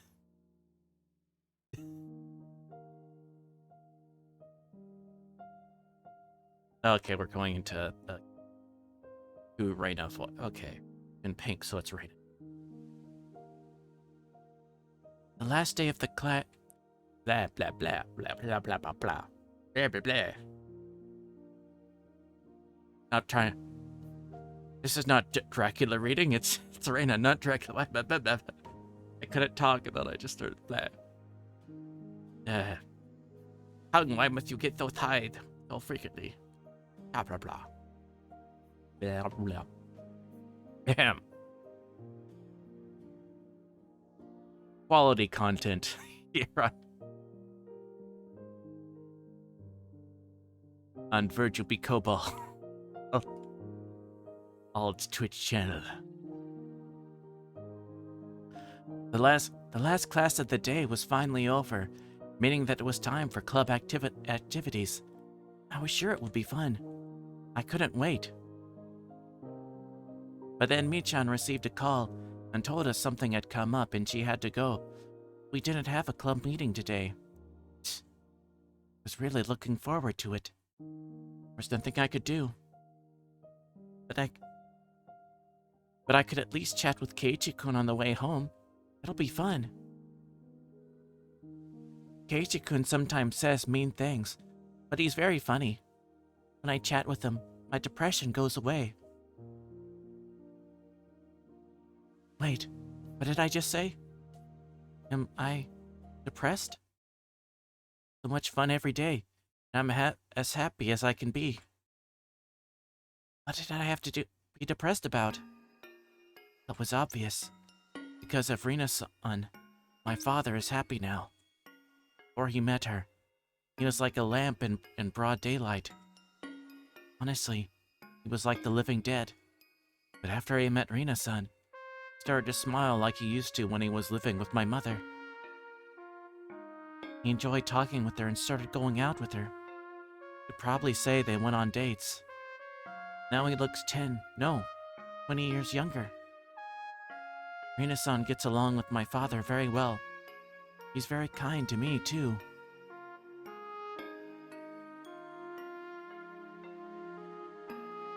There's actually no reason for me to hate her.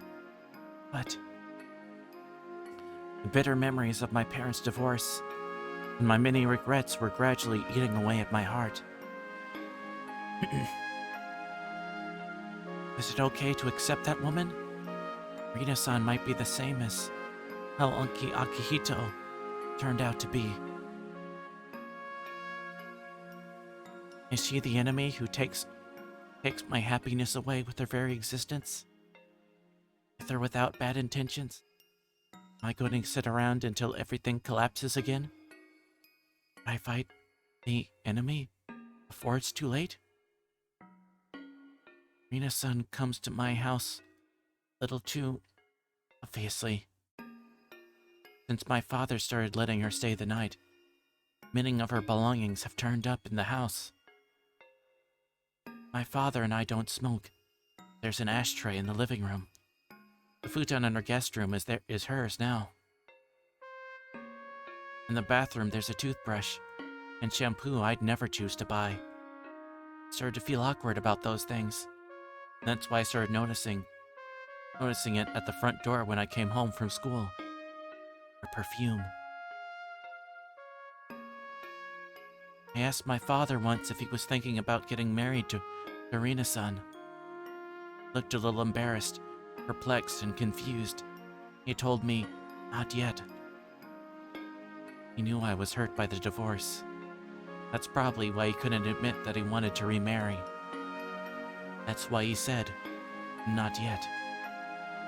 He'd consider it, but not while I was still living with him.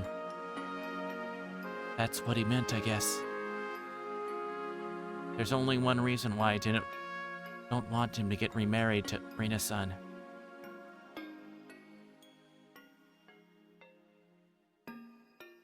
Thank you for the do it check.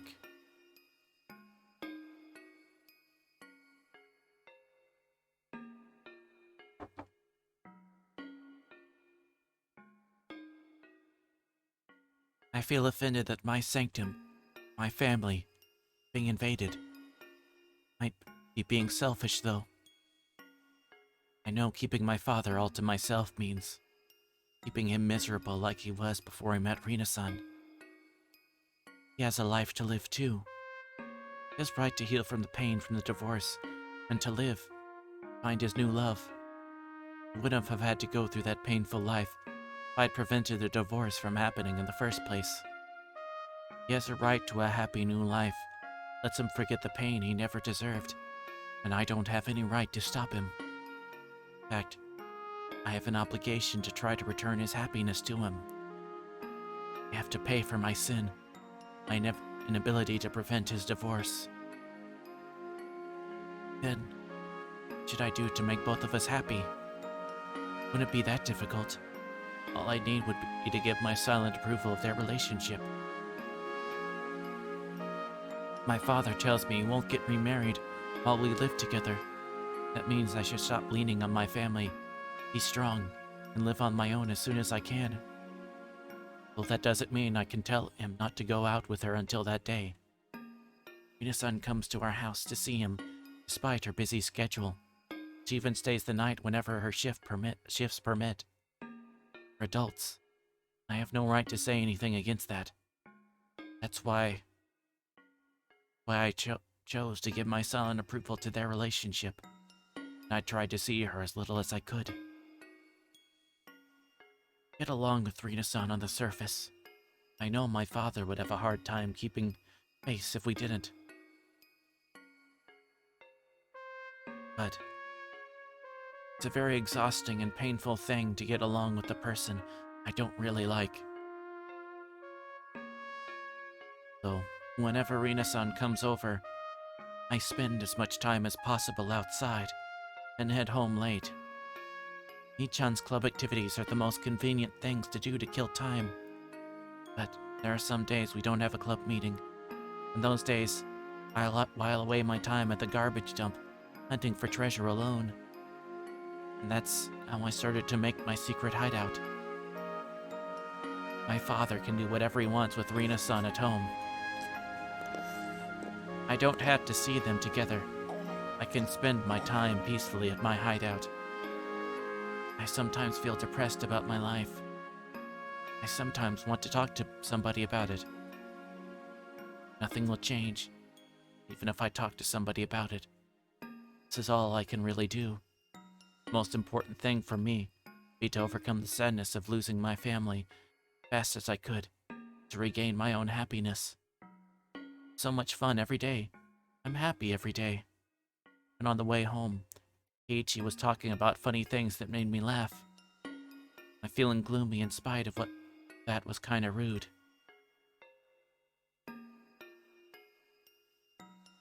My father should be happy. I should be happy. I feel sad because I still can't separate from my father.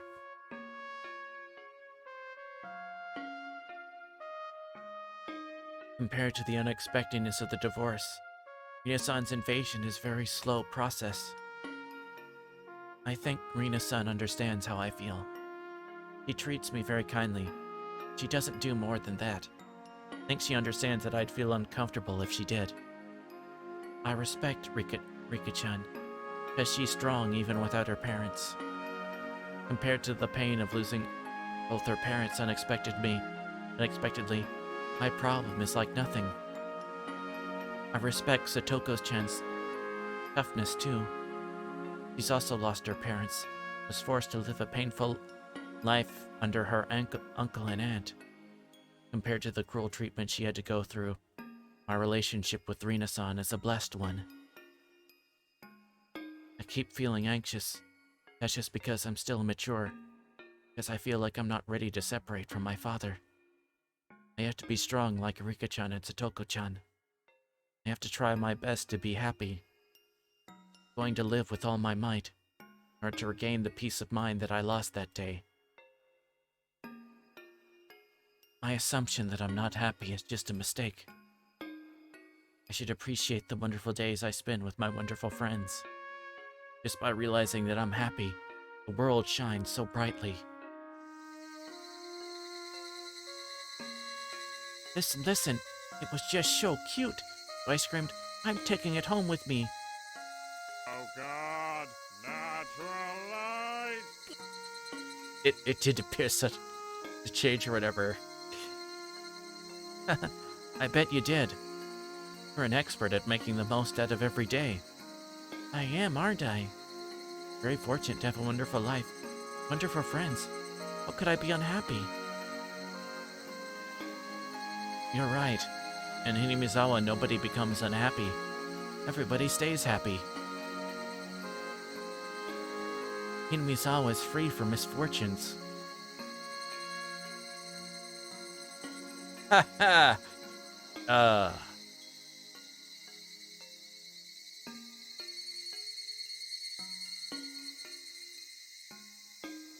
He should have stopped right there.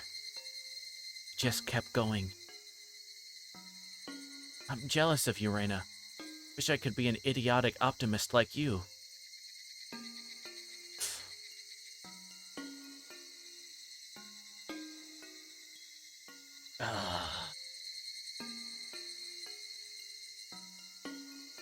Pop happy gas through the bits.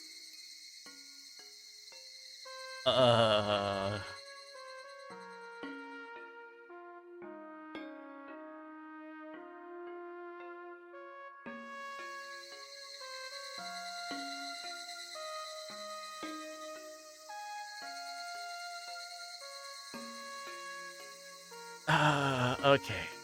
Keiichi. Oh, sounds like you're insulting me. That's what I need to make every day wonderful. Wouldn't mind. Would I? I don't have any worries. I feel like I do. That's just because I'm immature and I still want my father's attention. Come on. Say the magical words. It'll cheer you up. I'll...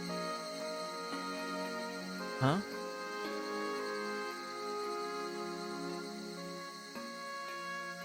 Didn't make sense to say it now, but I was going to say it anyway, because this is my magical phrase that always cheers me up. Oh, I'm taking it home with me. What's wrong with you? So like you, but still. That's right. This is me, Reina. I'm not Reina. Reina still wants her parents' attention. Reina is a goofy and carefree girl. She knows that every day is full of happiness. She has the kind heart to appreciate it too. Should forget about icky things. I should live a wonderful life free of anything icky. Icky starts with I. And that's why I got rid of the I in Reina. I'm Reina. Going to capture the happiness I lost when I left Hinamizawa. Wait. Does the R-E-I-N-A, I guess the romanized of her name, is that difference from R-E-N-A in terms of pronunciation? Is it like Reina?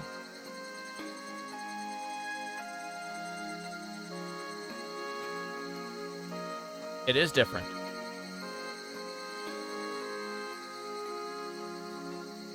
Okay.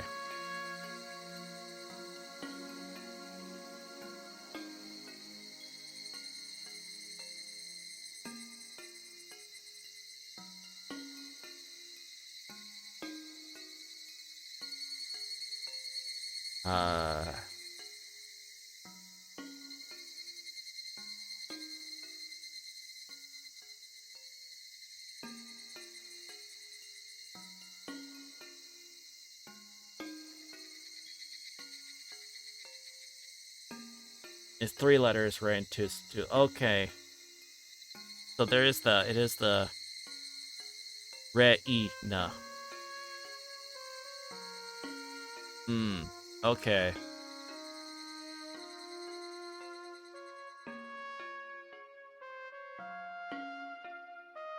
I had thought about that maybe before, if that might have been the case or whatever, but like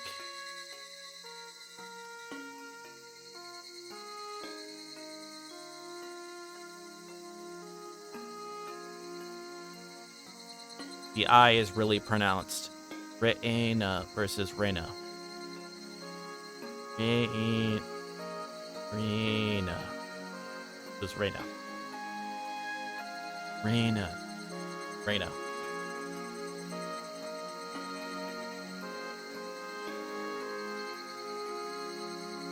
It confuses me because there's like the Ray and okay, yep, timer team. Okay, let me watch the and yep, I'm starting now. But it's yep. It's like before I was thinking of like so there's the name Ray. Yep. Ray Ayame. I think. Yep. Like that. Like the Evangelion character. Because I've only heard it like pronounced Ray. Yep. So I was going in and seeing it like, well then it's just probably like Reina like that, but with an NA. The na. Yep. 3 times 111 equals 333 minutes, I just realized. Yep.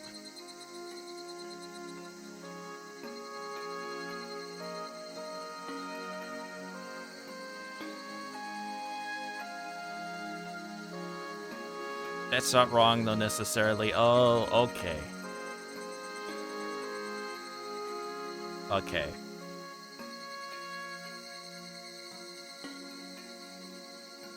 I'm gonna guess it's one of those things that are like, if I were to like get up a pronunciation thing and like have it pronounce and like slow it down, yep, then I would probably be able to notice it after several listens at a slow speed. Yep. So, one of those things that a non-native speaker just probably isn't going to notice. Yep.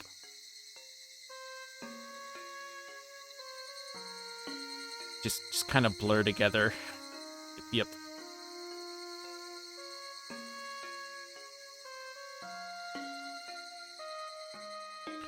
It's hard to explain. I can't. Right. Yep. Yep.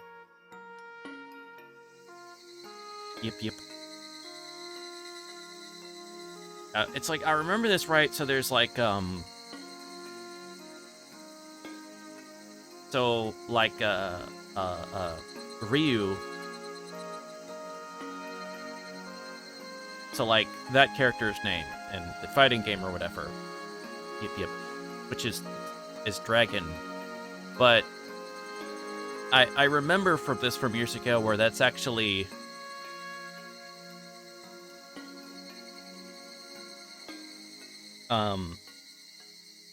that as how it would be romanized, RYU is one character. So one sound. Isn't that a diphthong? I think. Yep.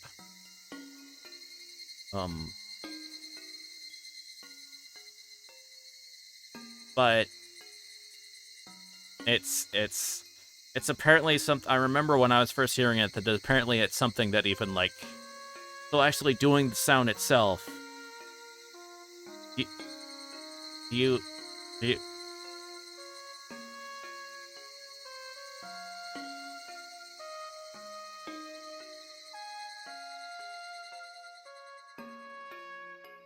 It's one kanji, but not one hiragana. Hmm. Yep.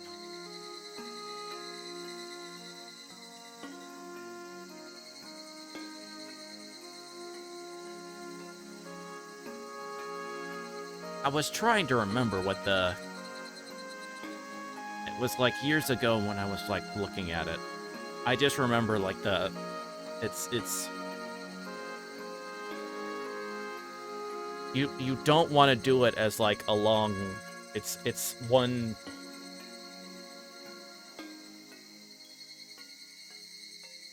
Like one it's like... It's one... consonant. So it's not, it's like Ryu, one sound, not Ryu.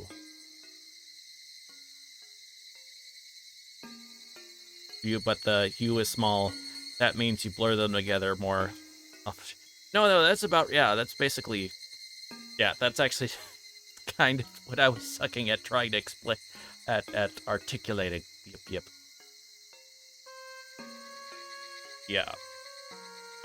So, like, so the certain things that are really, like, difficult, that are, like, hard, that are, like, difficult to learn. Yep. It's physically written smaller. Okay. Yep.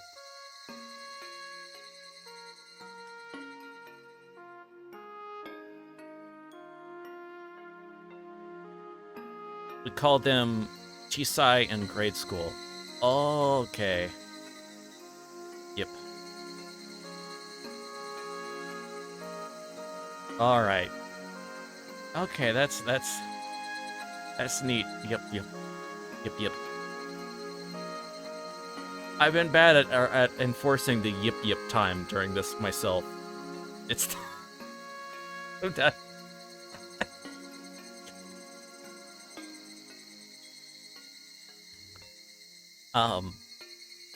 Because I'm having to think through stuff to like to really think through something before I say it. Yip. So it's not just remembering to say yip at the end of every sentence. Yip. Okay, we do really want the yips.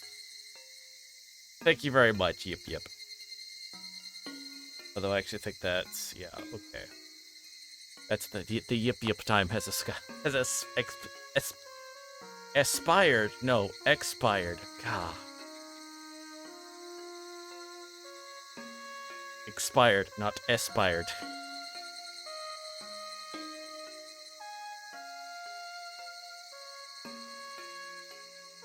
Oh my gosh.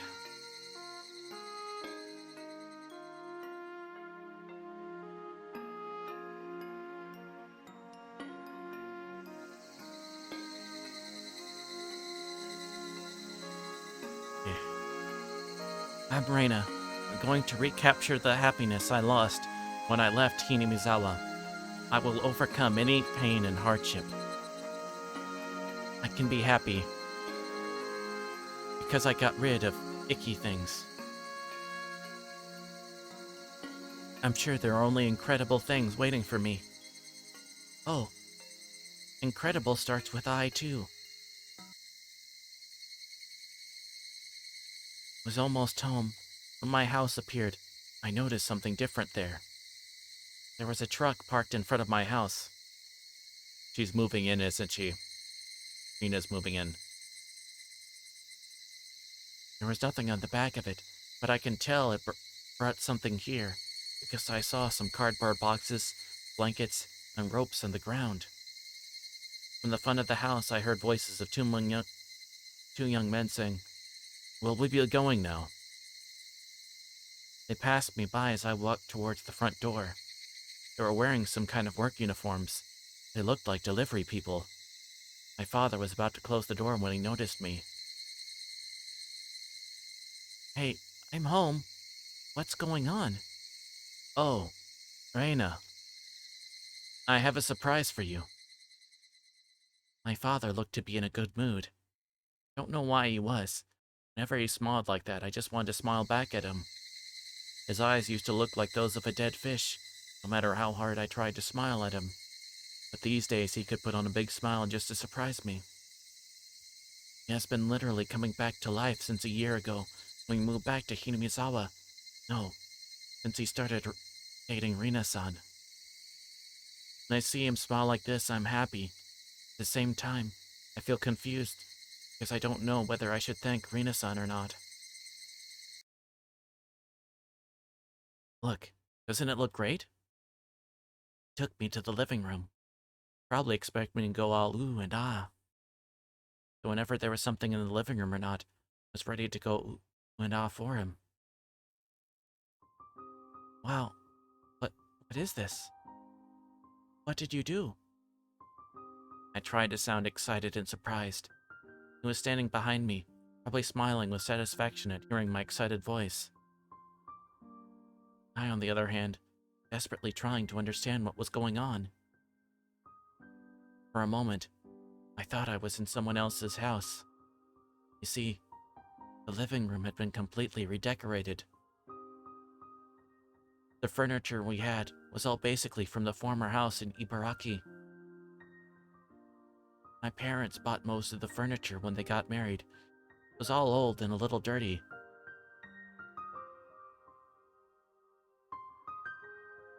I just tried Starburst with the skin and it's not bad.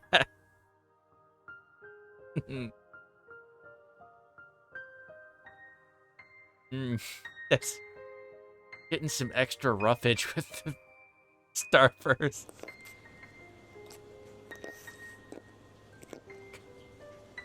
Did it sound like that? I don't think it would have been that. Did it sound like that when you were chewing? I don't know. Stuck in between the teeth, but a nice little flavor bonus. As long as you're happy. Just...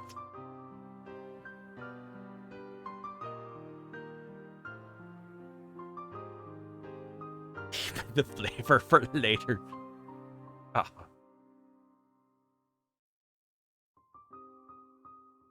Some of them still had crayon scribbles I drew when I was very little. All of that was gone. Everything in the living room had turned a pastel color, looking very sophisticated, like the rooms you'd see in soap operas. The new carpet looked very tropical. New curtains matched with the carpet. The new sofa looked very expensive. The living room in general looked like a resort hotel.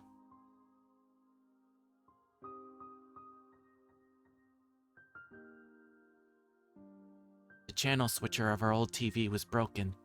We used to have to use pliers to change channels. It was gone too, replaced by a new one with a big screen.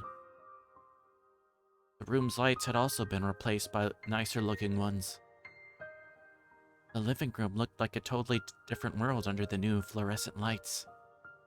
This looks great, Dad. Well, what made you do this? I did it to get a fresh start. It's been a year since we moved here. I thought it was time for me to reboot.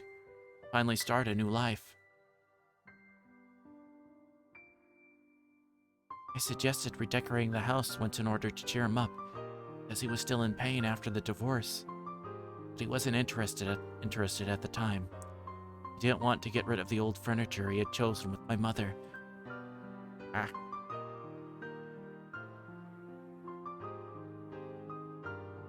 Because he still couldn't get over her, even though she cruelly broke up with him. I wanted to suggest it again when the time was right. Never thought he'd do it on his own initiative. That was a good idea. Beautiful living room makes me feel refreshed. I love it. I knew you would. Reina, you always wanted to have a rocking chair, didn't you? I haven't set it up yet, but look. I got it for you. Oh, Dad, thank you. Thank you. This is mine, right? Right? Hey, this is for everybody.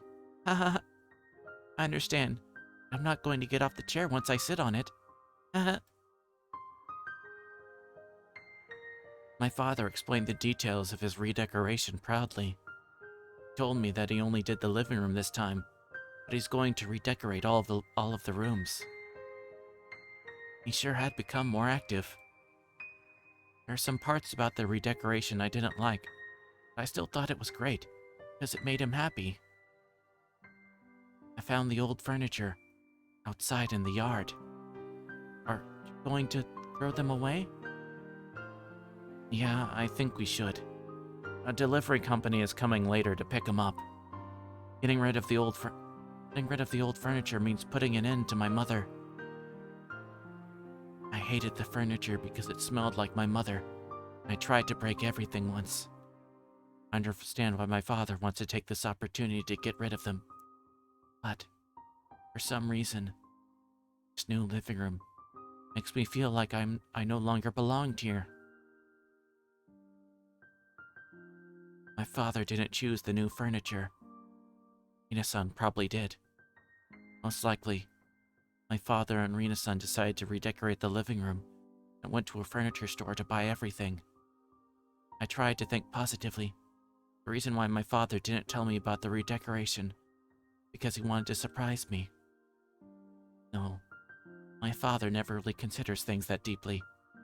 But I suppose he didn't tell me because he just didn't think he needed to tell me. I'm sure he didn't redecorate the living room to make me feel like I was no longer welcome. Don't be negative, Reina. Father didn't have any bad intentions. He doesn't want to get rid of me. He doesn't think I'm the reason he can't get remarried. Yet I feel sad looking at the old furniture in the yard? Why did I feel like I didn't belong? I realized the reason right away. The reason was me. That reason was me. Him, wanting to have a fresh start, but getting rid of the things that reminded him of my mother might be an indication of his unconscious desire to get rid of her daughter. My father doesn't really consider things deeply, so he might not be thinking that I'm the reason he can't get remarried. But he understands that he can't get remarried while we live together. By staying with him, I'm torturing my father. It was my fault that he had to get a divorce. That's why I have to support him, help recapture his happiness. I couldn't just keep him all to myself. I'd have to start thinking about living on my own. Don't need to go to university. I should think about getting a job. Would hire an uneducated girl like me. Even if somebody did hire me, I wouldn't be able to earn enough money to live on my own. Maybe I should think about working at a hostess club, like Rina-san does. They'll only choose the jobs they can. A girl like me doesn't have a lot of choices. Not a lot of companies would hire me, pay the amount of money that I need to live on my own. Come to think of it, where is the place where I belong? Whenever I end up feeling like this, I miss my secret hideout in the trash piles. I live to get under my blanket, feel the warmth on a cold night. The hideout gets hot and humid during the day, and very cold at night. It's not a comfortable place to spend time in, but it might be the place where I can relax the most, more than I can at my house. No, I shouldn't think like this. I shouldn't think that my house has been invaded by Rina-san. I should thank her for making my father happy. Rina-san isn't trying to kick me out of the house. She's trying to get along with me. I'm not opening my heart to her. I'm the bad one. I'm the bad one. I'm blessed. I'm blessed. Hoshi and his aunt didn't get along at all. She abused him for a long time. Compared to him, my situation is a lot easier. Totoko-chan and Rika-chan lost their parents, and they live together now. They've been through very hard times. On the other hand, I still live with my father. I should feel blessed. I shouldn't think I'm unhappy just because of these things. I am happy. I am blessed. The trouble with me is that I still can't admit that I'm happy.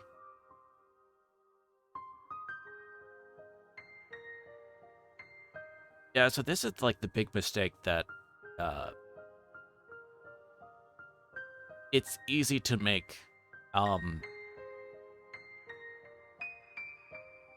and like I've done it, and it's something easy or whatever, and it's just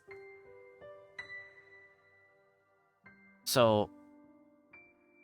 Because right now, what she's doing the,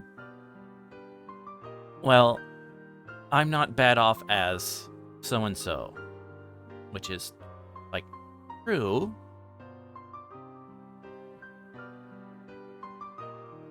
You know, that's the true part, and, like, a lot of, like, really problematic stuff or whatever, there's always, like, a part that's true. There's an element that's true, and then because something is not as bad as whatever,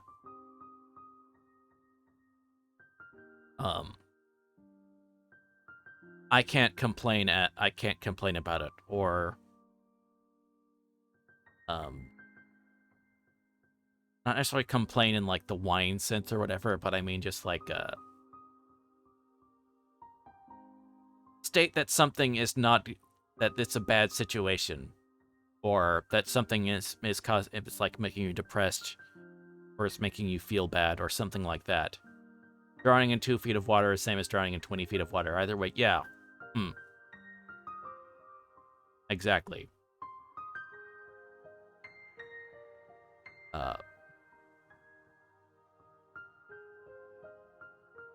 Yeah.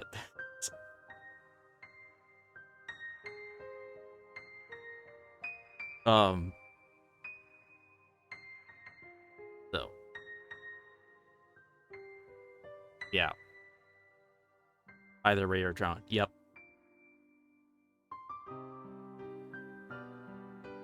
But it's something easy or whatever that kind of gets to get, like, whatever in your brain or whatever. Like, because, you know, because you go, the pain I'm experiencing for whatever reason is not as bad as this person's or whatever. Or something like that. So, you know, you just try to sugar it off or something like that. And it's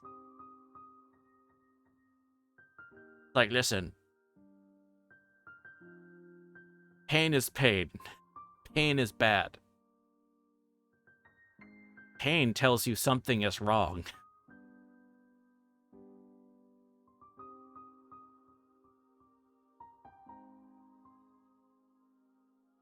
So.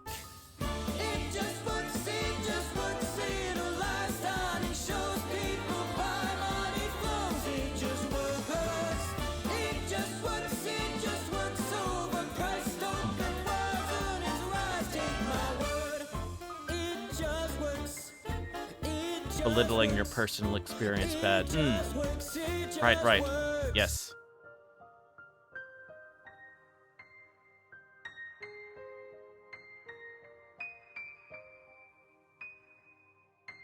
Yeah. It's something easy to do or whatever. And, like, you see it with Rain or whatever, saying, like, you know, my...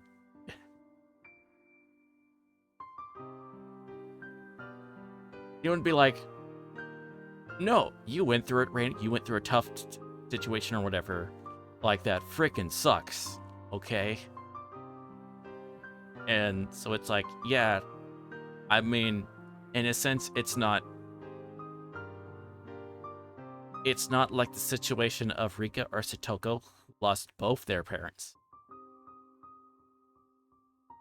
You know. But that's still, you know, what is it, like, where it's on the list of, like, most stressful things that someone can go through. And, like, apart from, like, a death or whatever, a divorce is one of those things. If I remember right. Something similar to that, I think. But, so, yeah. And especially, obviously, the way it, and it would be, it's special when those things go well. Do that in quotation marks, basically as well as they can. Uh,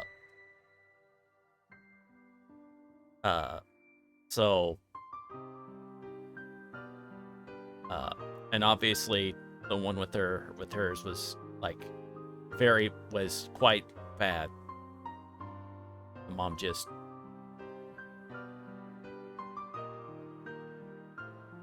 completely cutting off thing to where not even wanting to see the father again, not in terms to tell him, oh yeah, I'm divorcing you. So yeah. That going to mess you up, okay? So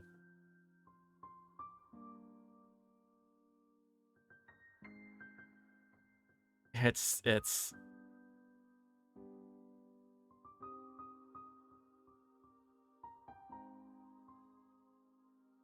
like if someone gets sick, if you get sick, you need to deal with it and or try to do what you need to get to well again or whatever.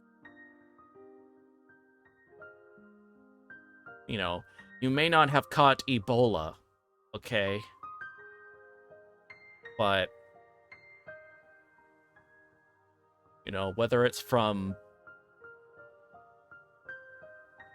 like you're out with the flu or you're down with Ebola or something, you're still not good, and you have to do to help get your body back to health or whatever. Pretending you're healthy when you're like bomb.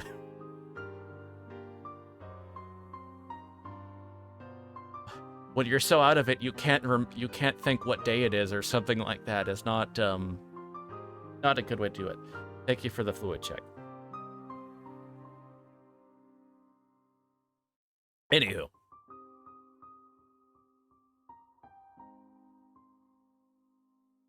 My father kept talking proudly about the redecoration. I nodded at him with a big smile and let him keep at it. Oh, I almost forgot. Reina, can I ask you a favor? Sure. What is it? I ordered 2 jackets from the clothing store. It seems like they came in today. I have to help the delivery company pick up the furniture, so can you go get the jackets for me? Sure. Which store is it? Wonder what kind of jackets you got. I can't wait to see them. No matter what they looked like, I'm sure Rina-san picked them out for him. Although I don't mind going. I'd rather go to the store than listen to his stories about the redecoration of our living room. I got the receipt, asked him where the store is, changed my clothes and left the house. I started pedaling my bicycle and looked at the old furniture in the yard for the last time. They used to be the object of my hatred. For some reason, now it made me feel sentimental. Is it because I still regret the loss of my mother, even though I hate her? Couldn't let poisonous emotions take over my heart.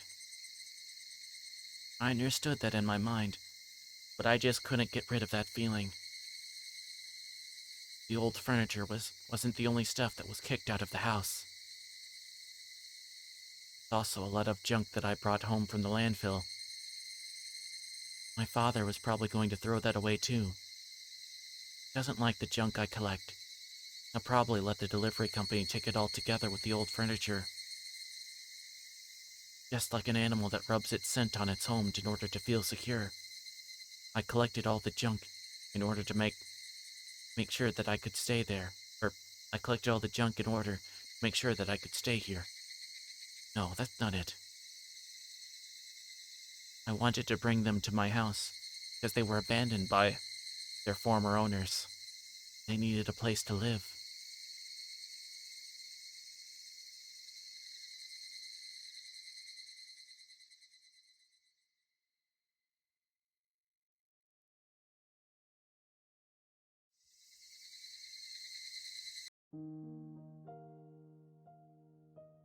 The store where my father ordered the jackets from, the fancy boutique. Hard to believe my father would shop at a store like this on his own. I could tell right away that Rina-san took him here. I handed over his receipt to the cashier. A short time later, the store manager came out wearing a perplexed look. Ryugo-sama, I'm very sorry. But it seems like the truck carrying your jackets is stuck in traffic. It should be here soon, though.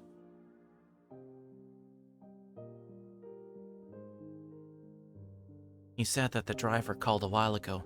Told him he just got off the highway. Would be here in about an hour. I didn't need to know all the details, but he explained them to me anyway. I asked him if I should come back tomorrow. He insisted that I should wait, because the truck would be coming shortly, and he urged me to take a seat on their sofa. I didn't really feel comfortable waiting there, so I told them I'd be back soon and left the store. Wondered if there are any fast food restaurants nearby. I might have to go all the way back to the station. I looked around and found a coffee house. The glass on the door was black, so I couldn't see inside. But there was a poster saying the price for a cup of tea is lower than normal for women on weekdays.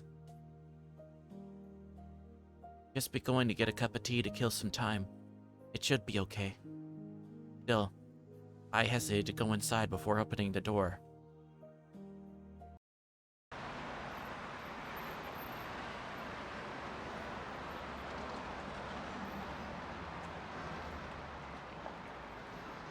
Specifically, the price for women was lower.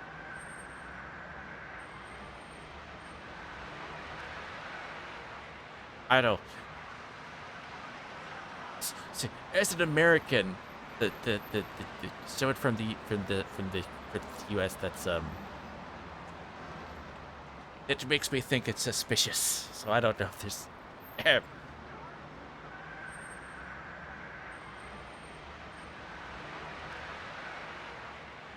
Something normally bars do.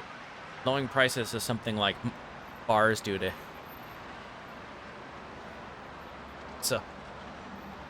Normally think bars do that, okay? Corrects me as anyway. Her first impression of the coffee house was the smell of cigarettes. It's normal for coffee houses to be filled with cigarette smoke. It's like a requirement. But Reina still regretted her decision. While she was thinking about leaving, the proprietor spoke to her brusquely, showed her to a table. Reina gave up on the idea of leaving and sat down. Why have we taken this perspective? I don't know. It makes it even weirder, okay? It makes it even more suspicious. The atmosphere in the shop was far from a clean, normal coffee house you would go to simply enjoy coffee and cigarettes. It was more like a place where vulgar people would hang around. Reina didn't feel comfortable at all. What bothered her most was the laughter of a man and a woman sitting together in the very back of the shop. Her table was behind a planter, so depending on how one looked at it, one could say she was in the spot most protected from their laughter. But Reina looked as though she wanted to leave as soon as she finished her tea.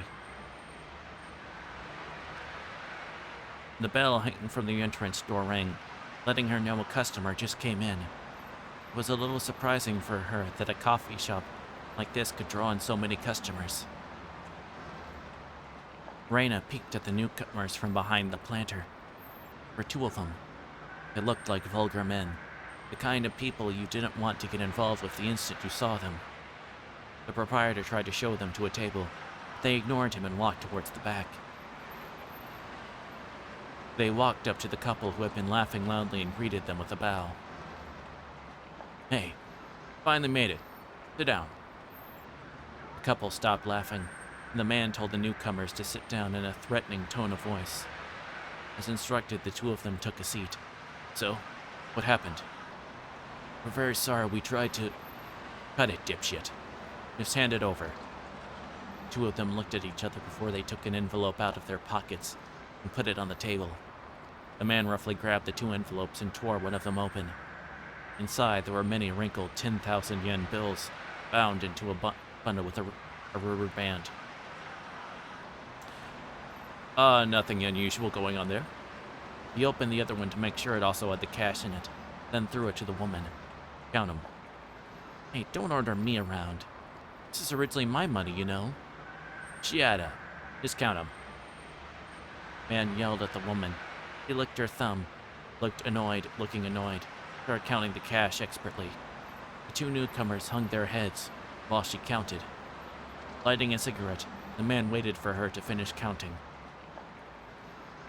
Good. It's all here. And said that after flicking through the last bill. The newcomers looked relieved. The man, however, didn't look satisfied as he stared at the bundle of the bills the woman was holding. Ritsuko, how much is there? What? I told you it's all here. I'm asking you, how much is that? I told you all the money I lent him. No, idiot. I'm asking you if they paid you the interest. The man and Ritsuko yelled at each other, even though they were making all that noise. The other customers acted like they didn't hear anything. Hey boys, there's only 2 mil in here. What's going on? Two of them were trying to find some excuses to make.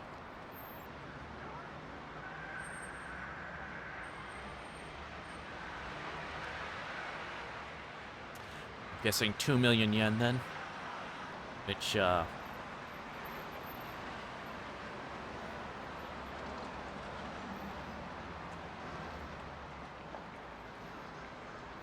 still a crap ton of money. Still a large amount of money. Especially just to find to get in some envelopes is very, a lot. Two of them were trying to find some excuses to make. It seemed like this behavior had touched the man's nerves, as he started looking furious. The fuck is this? I asked you, what's going on? You'd better start talking. His angry voice echoed through the shop. He hit the table hard and dropped a glass on the floor. The noise thickened the tension in the atmosphere. We're very sorry. Being sorry doesn't give her the interest, does it? I don't mind calling the police to solve our problem, you know? Please don't. Two newcomers must have been in an extremely vulnerable position. They bowed so deeply that their foreheads almost touched the table. I called you here because I thought you wouldn't want me to involve the police. But then you act like you don't fucking care, We're sorry. We're very sorry. While you could pity them, the newcomers looked as vulgar as the man threatening them, making it hard to decide whether you should feel sorry for them or not. After a while, Ritsuko opened her mouth as if to offer them help.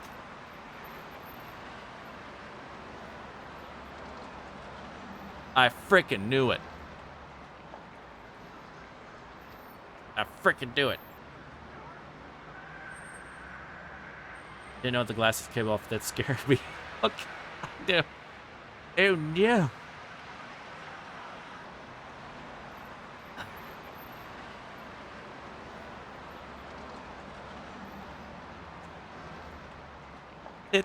Yay, it's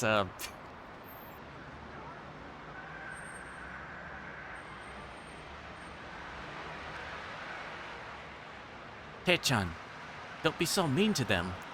Sorry, my guy gets mad easy when money's involved. Don't have to add the money part. I'm getting ticked because they're bitching at you. Jeez, saying those stupid things won't get you anything.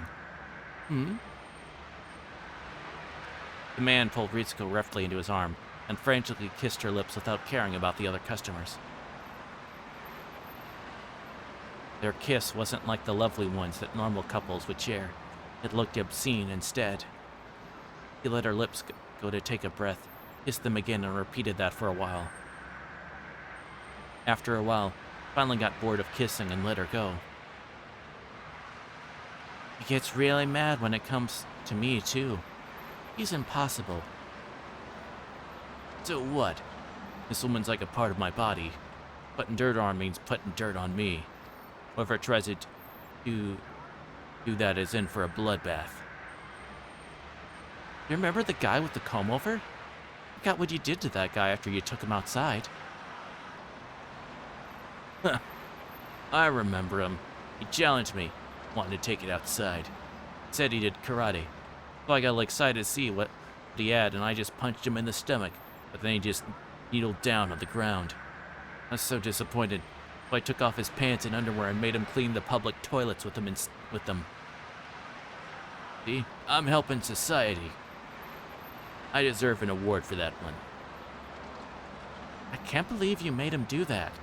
It's so gross sometimes. They started laughing loudly like they were doing earlier.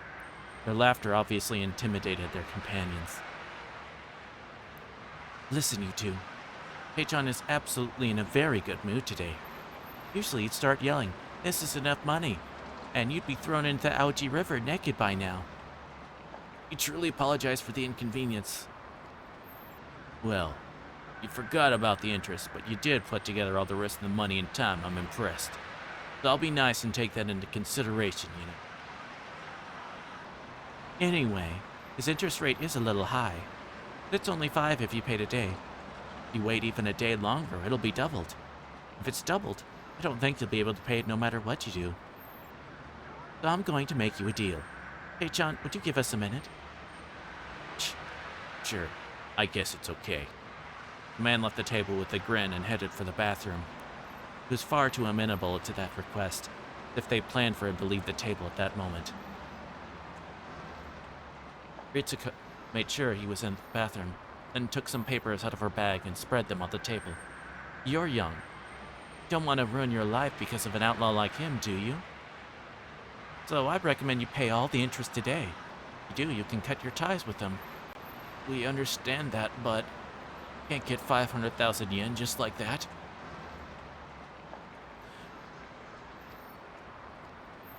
I understand. I bet you really tried hard to collect that 2 million yen. I understand there's no one who'd help you out with another 500,000. Must have done their very best to collect even the money they brought today. So it must be impossible for them to collect even a dime from anybody now. They hung their heads and told her that.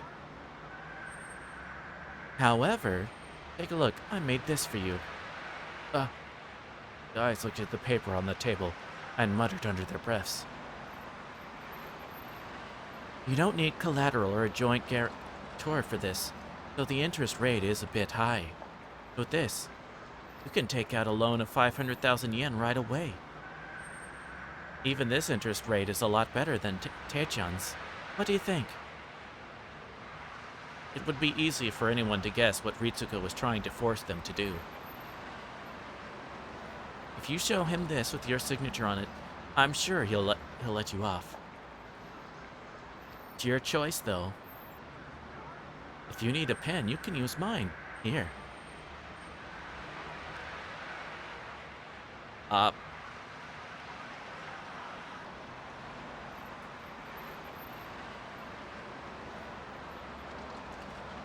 She could. I see what. Yep. Those two got a good scam going.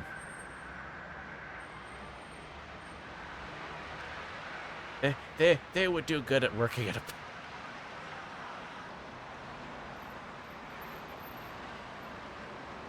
bank.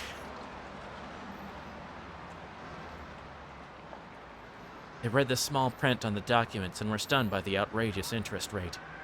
Ritsuko didn't force them to do anything. She just looked out the window and smoked her cigarette. Okay.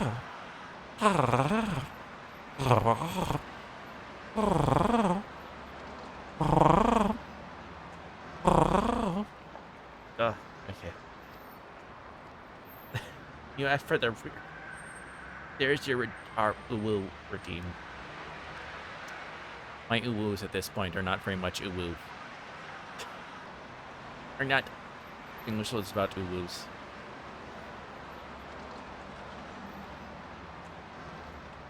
She just looked out the window and smoked her cigarette. After a while, the man returned from the bathroom. Hey, did you come to an agreement? They looked at each other, stilled themselves, and took the pen. Or of a kobold purr, exactly. Yes. Going to borrow money to pay your interest. It's only 500,000 yen, so they can pay their debt soon if they work really hard. That's great, I'm impressed. Men get tougher when they have something burdening them. They must have planned this from the very beginning. The man and Ritsuko got what they wanted and grinned at each other. There are many things to fill out on the documents. It was taking them a long time. The man and Ritsuko, already knowing that, started talking amongst themselves. Ritsuko, how's your husband and Hinamizawa doing? What? He's not my husband. What's going on with him? I heard he has a lot of money. How much do you think he can squeeze out of him? Well, you'll be so surprised. His ex-wife gave him a settlement when they divorced, right? I just found out that she gave him a lot. How much is a lot? He has about 50 million yen in the bank. He's a big spender. Wow, that's real big. How much do you think you can squeeze out of him? He has a big crush on me. Buys me anything I want. Anything. He's not cheap like you. I might get serious about him. I don't think so. Your body won't be satisfied with anyone but me. Stop it, not here. So what's the plan? I'm thinking about telling him I need some money. Get rid of my ex-boyfriend. How much are you gonna ask him for? He whispers into his ear. You're a scary woman. Let me know if you need an actor for your play. I'll be your scary ex-boyfriend. Excuse me. We finished. Great. Let's bring it over to the loan company. Let's go. Take care of the check, would you? The man pat them on their shoulders and then walked to the door. Another person was just about to enter, and they nearly ran into each other. The man probably wouldn't make way for the person considering his personality. When he noticed who that person was, he stepped aside. The person looked as vulgar as all the other men. He was wearing a black suit with sunglasses on. He wasn't that big. Stern look was very intimidating. It was clear at a glance that he was a gangster and a professional one at that. The man who was behaving badly earlier looked a little nervous in front of him. As Ritsuko finished paying the check, he noticed the man in the suit. Oh, General Manager. Good morning, sir. The man in the suit said nothing, just raised his chin as if saying, fuck off. Ritsuko and the others bowed to him and left the shop in a hurry. Proprietor noticed the man in the suit, also greeting him with a bow. But he had been. He appeared sedate compared to the other men, but he must be dangerous, because he made even them step aside. Everybody in the shop thought the same thing and tried not to look at him. The man in the suit looked around and found the menu on the wall. The proprietor walked up to him hesitantly. Hey, waiter. Yes? Is anything bothering you, sir? Do you have this seasonal dessert? Sweet something or other today? Huh? Oh, no, actually, we aren't running that today, but if you insisted, then we could make it specially for you. If you're not selling it, you're not selling it. I'll come back some other day. I was wondering, it's freaking Kasai that's doing that. It's freaking Kasai, the big guy. Hey, Kasai. He said he'd make it for you. Take his offer. We came all the way here. The girl seemed to be the only one who couldn't read the heavy atmosphere in the shop, and she came in laughing cheerfully. It was Mion Sonozaki's twin sister, Shion.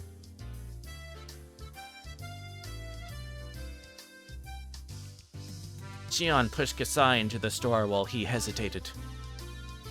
She looked at a girl who was sitting down and stopped at her tracks. Huh? Oh, it's you. Hello. Reina-san. How are you doing? Eh? Oh, Chi-chan. I'm surprised to see you here. Huh? You here by yourself? You waiting for someone? Is it my sis? Maybe. Could it be Kei-chan? Chi-chan. Who's this? You talking about Kasai here? He's like my bodyguard. You'll protect me when my life is in danger, won't you? I'll give my life for your sake if that's what you want me to do. Wow. Kasai, if you were 20 years younger, I might have fallen for you.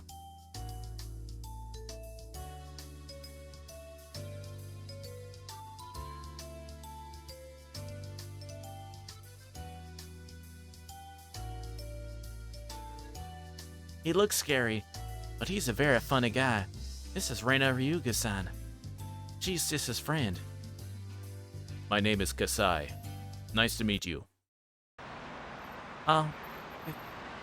Kasai-san, do you know the people who just walked past you? Kasai nodded, indicating that he was familiar with them. Who are they? I'd never seen them before. The man is Teppei Haojo.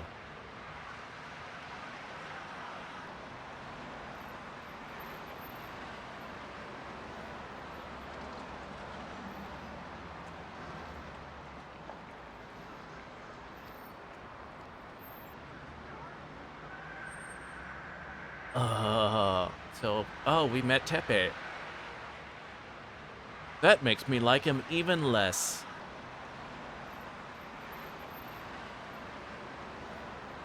And also for everyone else who, like, remember, because that name, they did an immediate.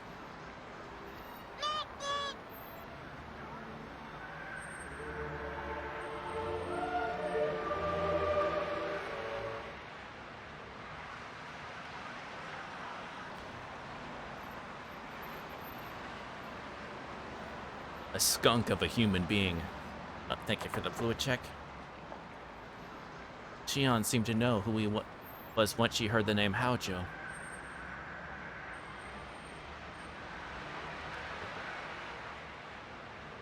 And the woman? Rina Mamiya. I believe that's her business name. Her real name is Ritsuko Mamiya, I think.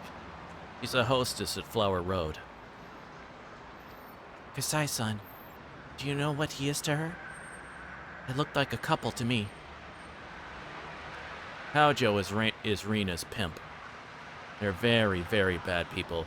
You should never get involved with them. How bad are they?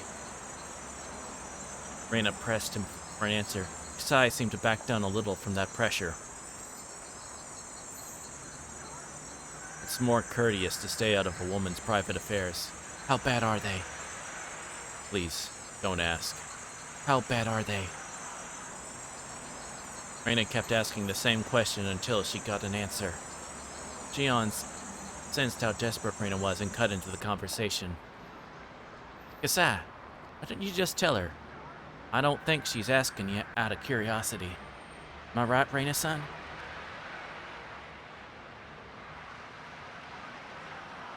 There was tension developing between Reina and Kasai. Shion seemed to be the only one who couldn't read the mood. Kasai finally opened his mouth. They're both skunks, really. I have heard that they make a living by gambling and blackmailing people.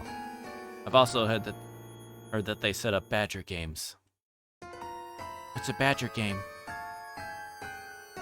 Huh. Well, a badger game is like a marriage fraud. The woman finds a catch, a man who has money, and begins a relationship with them. Then her boyfriend shows up and catches them in the act, blames the guy for stealing his girlfriend, then blackmails him for money.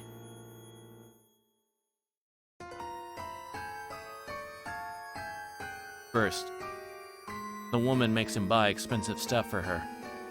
And then she and her boyfriend take all of his money. There's a rumor that she's got herself a big catch recently. Wow. Whoever that is, I'm so sorry for him. Well, the guy had some fun with her too. Guess he gets what he deserves. That's a little harsh, Shion-san. A man sometimes falls for a woman very easily. Oh, really? I wonder whom you fell for. Waiter, bring the dessert to us, please. Wait, where did you go? She just took her leave. Reina was already gone. The door, which had just closed, looked as if it was the only thing that knew where she went.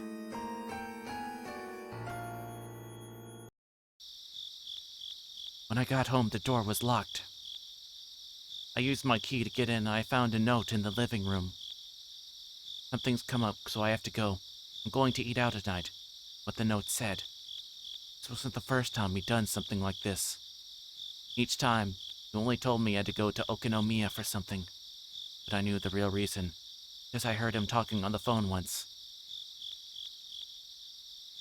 Rina-san must have had some free time between jobs, and asked him out to have dinner together. I heaved a sigh, looked at the new living room I hated, and went to my room. I thought back over what I just heard at the coffee house. I tried to rationalize the meaning of her actions there.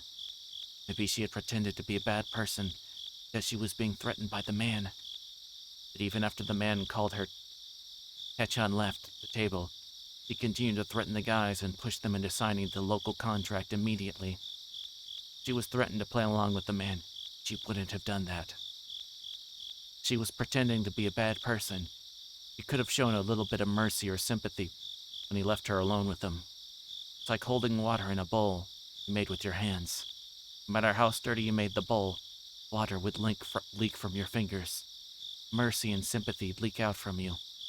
But nothing, not even a drop of water, leaked from Rina-san. Her hands weren't even moist. They were all dried up. There was no water that could leak through those hands. Rina-san was threatening those guys as much as the man was. Neither was leading the other along. They were doing it together. That was it. Rina-san is a bad person. Well, I mean, she is. It's sure.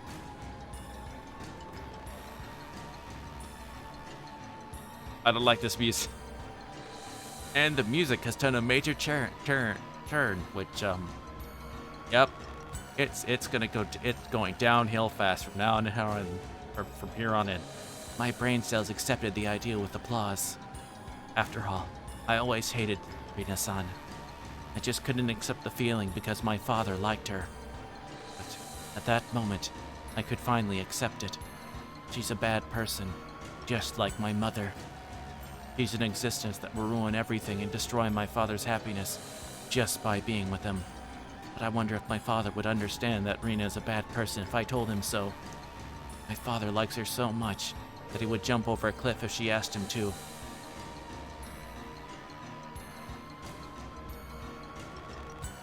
Prince, yup. He thinks everything she does or say is great, and he interprets everything about her in a positive way. He protects her and praises her without her asking him to. I'm not a kid anymore. I understand how a woman can tame a man. It's different from love. Love is about trying to build a relationship. Taming is just a way of satisfying the lust to dominate. She's just trying to make him into her slave. Women can deceive men, even my father. They can use dirty methods to ensnare men like they're following a manual. It's the weak point all men are born with. Even with a strong will, they can't resist it. That's why we hate those women who exploit that weak point to deceive men. That's why I couldn't bring myself to like Rina-san.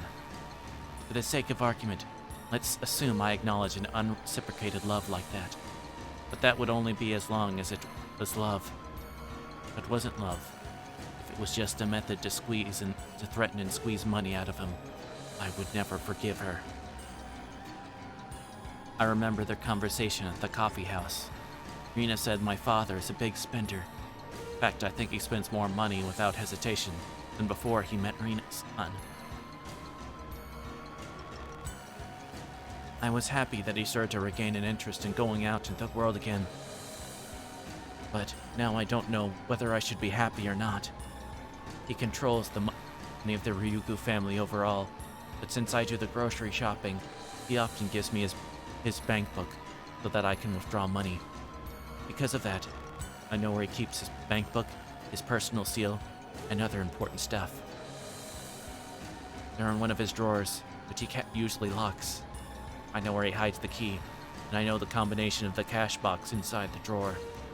He might be coming back soon, so I felt a little nervous, but I had to make sure. I opened the cash box, which had some banknotes, personal seals, stamps, and unused postcards. I removed everything from the cash box to get at the bank books. Then I found something new. At the bottom of the box, there was a bundle of new 10,000 yen bills. Its thickness wasn't something I couldn't ignore. There was also a paper wrapper that looked like it had been bundling the bills. The wrapper had a stamp that said it was a bundle of 1,000,000 yen.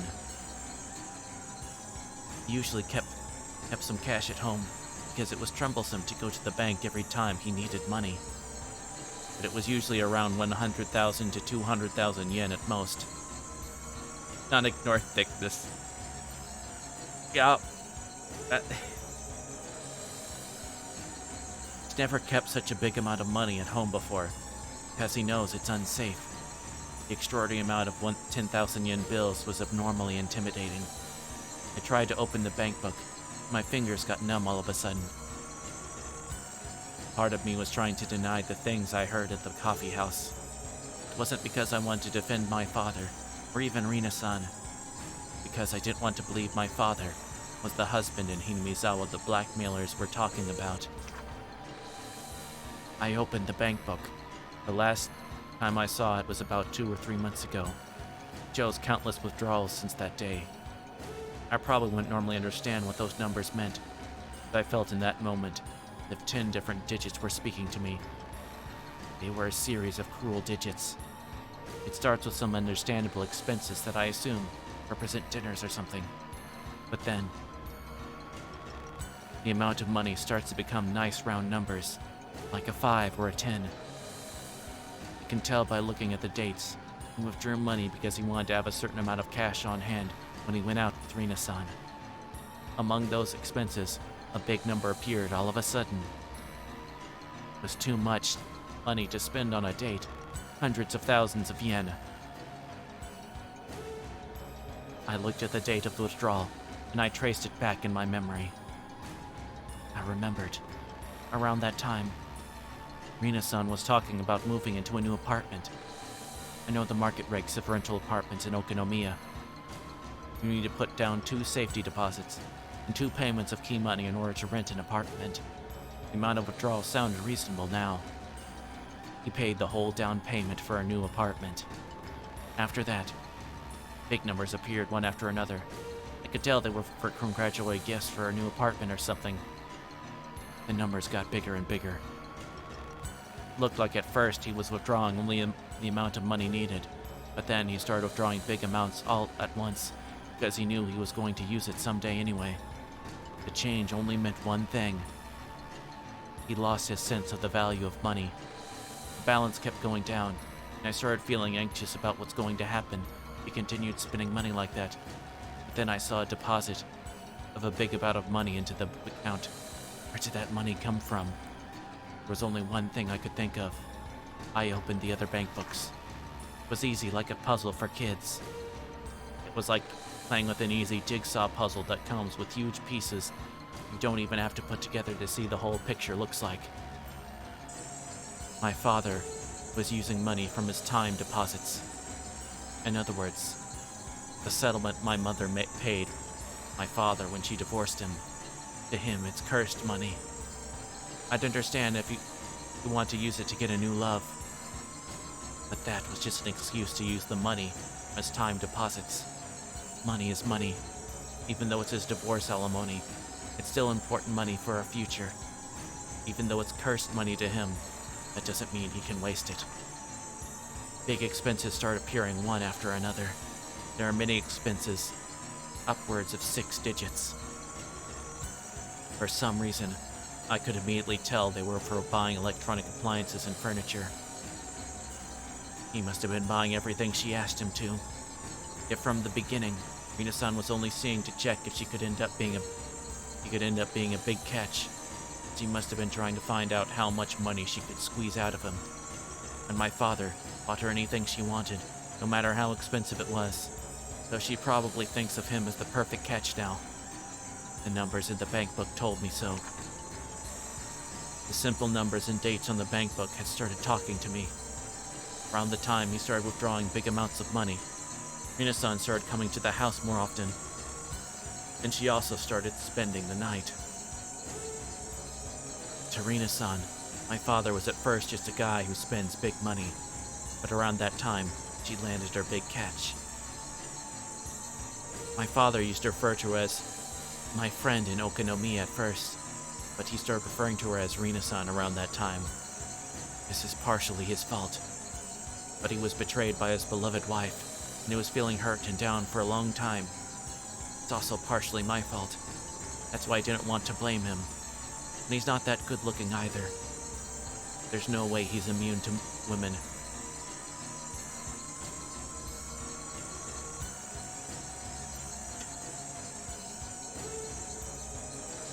Take my money.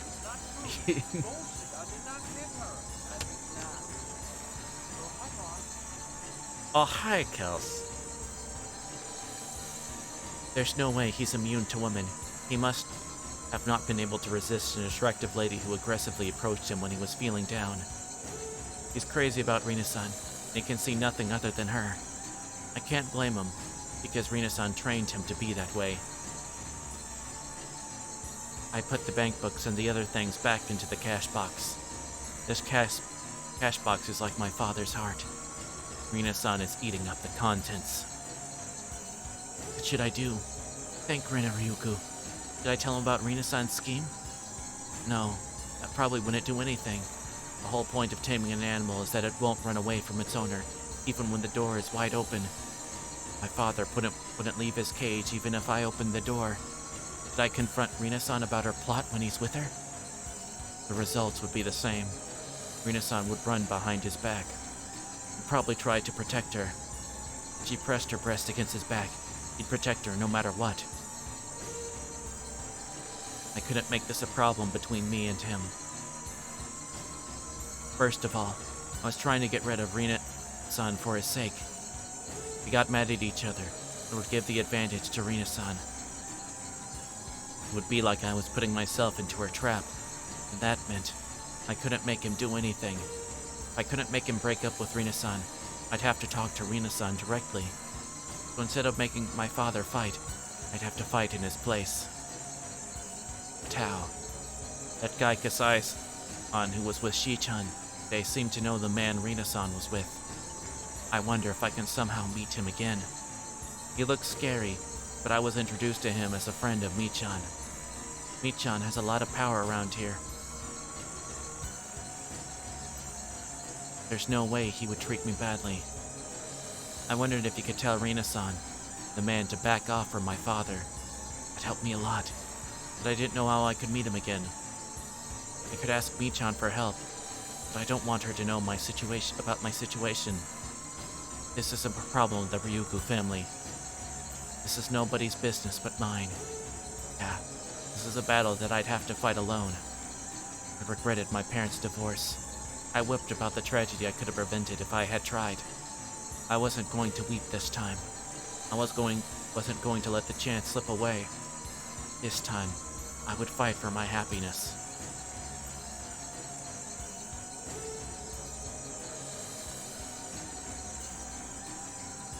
She's gonna murder them, isn't she?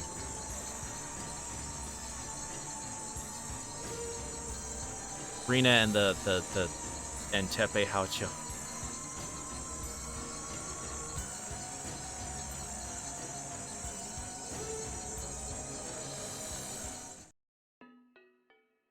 Property estimate. Oh, this is gonna tell us how much money it's. Deritsuko Mamiya-sama. Executive Housing Corporation. Attached estimate. Oh.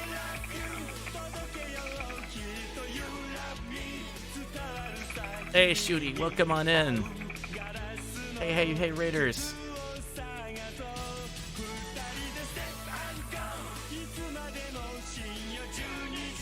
Thank you very much. Thank you very much for the raid.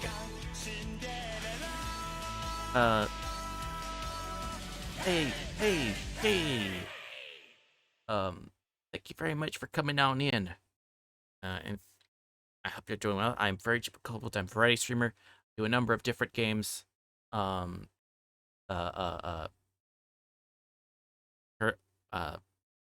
well as I do some live readings, occasionally a little bit of singing. Tonight we are finishing up with Higurashi, or well, not finishing up. His thing with the visual novel Higurashi. Let me give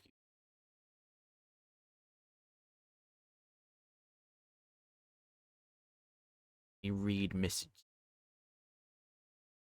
Great. Spell it wrong.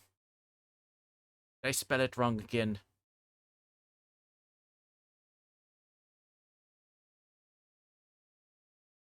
Okay, no, I did. All right. Well, I hope you had a good stream. Thanks again so much for the rate. Appreciate it. Let's see. Attach estimate. We thank you for your past visits and inquiries to our office. We've included the estimate for the property you inquired about. Basic information. Property name. Palace of Versailles, room 707. Property code 14M1421. Property type, modern condominium. Layout, 2LDK. Shishibone City, Iwacho, Chom. Transportation, line, go to station, 5 minutes on foot. Can I?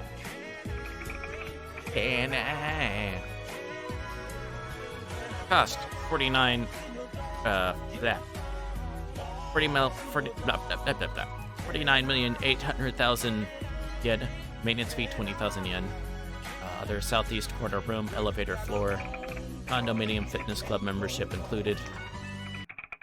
Thank you for your interest in this property. Around Garden State's prime real estate zone for luxury condominiums.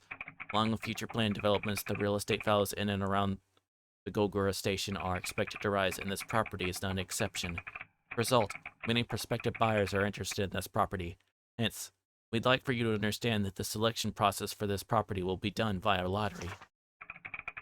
Also, we offer celebrity member preferential treatment, granting highly improved chances through additional lottery entries. Please feel free to inquire with our agents for more details.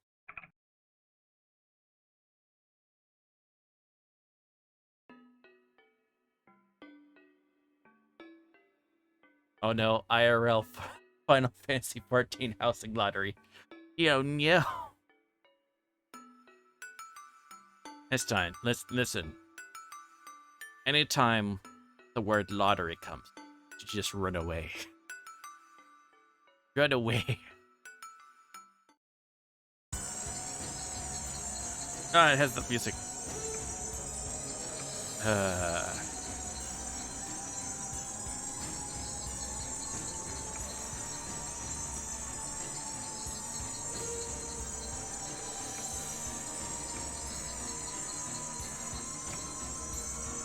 Okay, I think that's actually enough Higurashi for tonight. I hope you did that. So, it's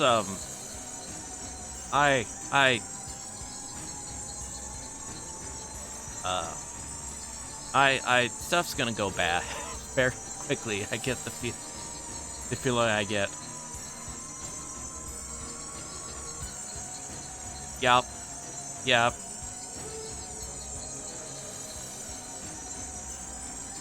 Yeah, this is the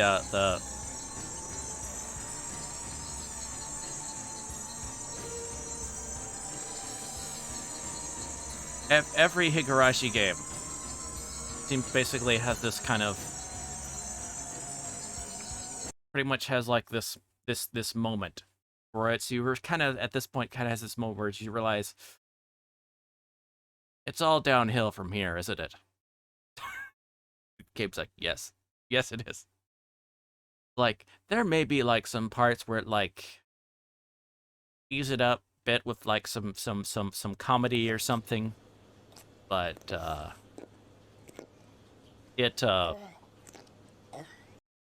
it's just going to go.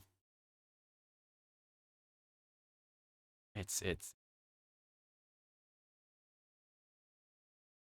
the I see a banner moon arise. I hear the voice of rage.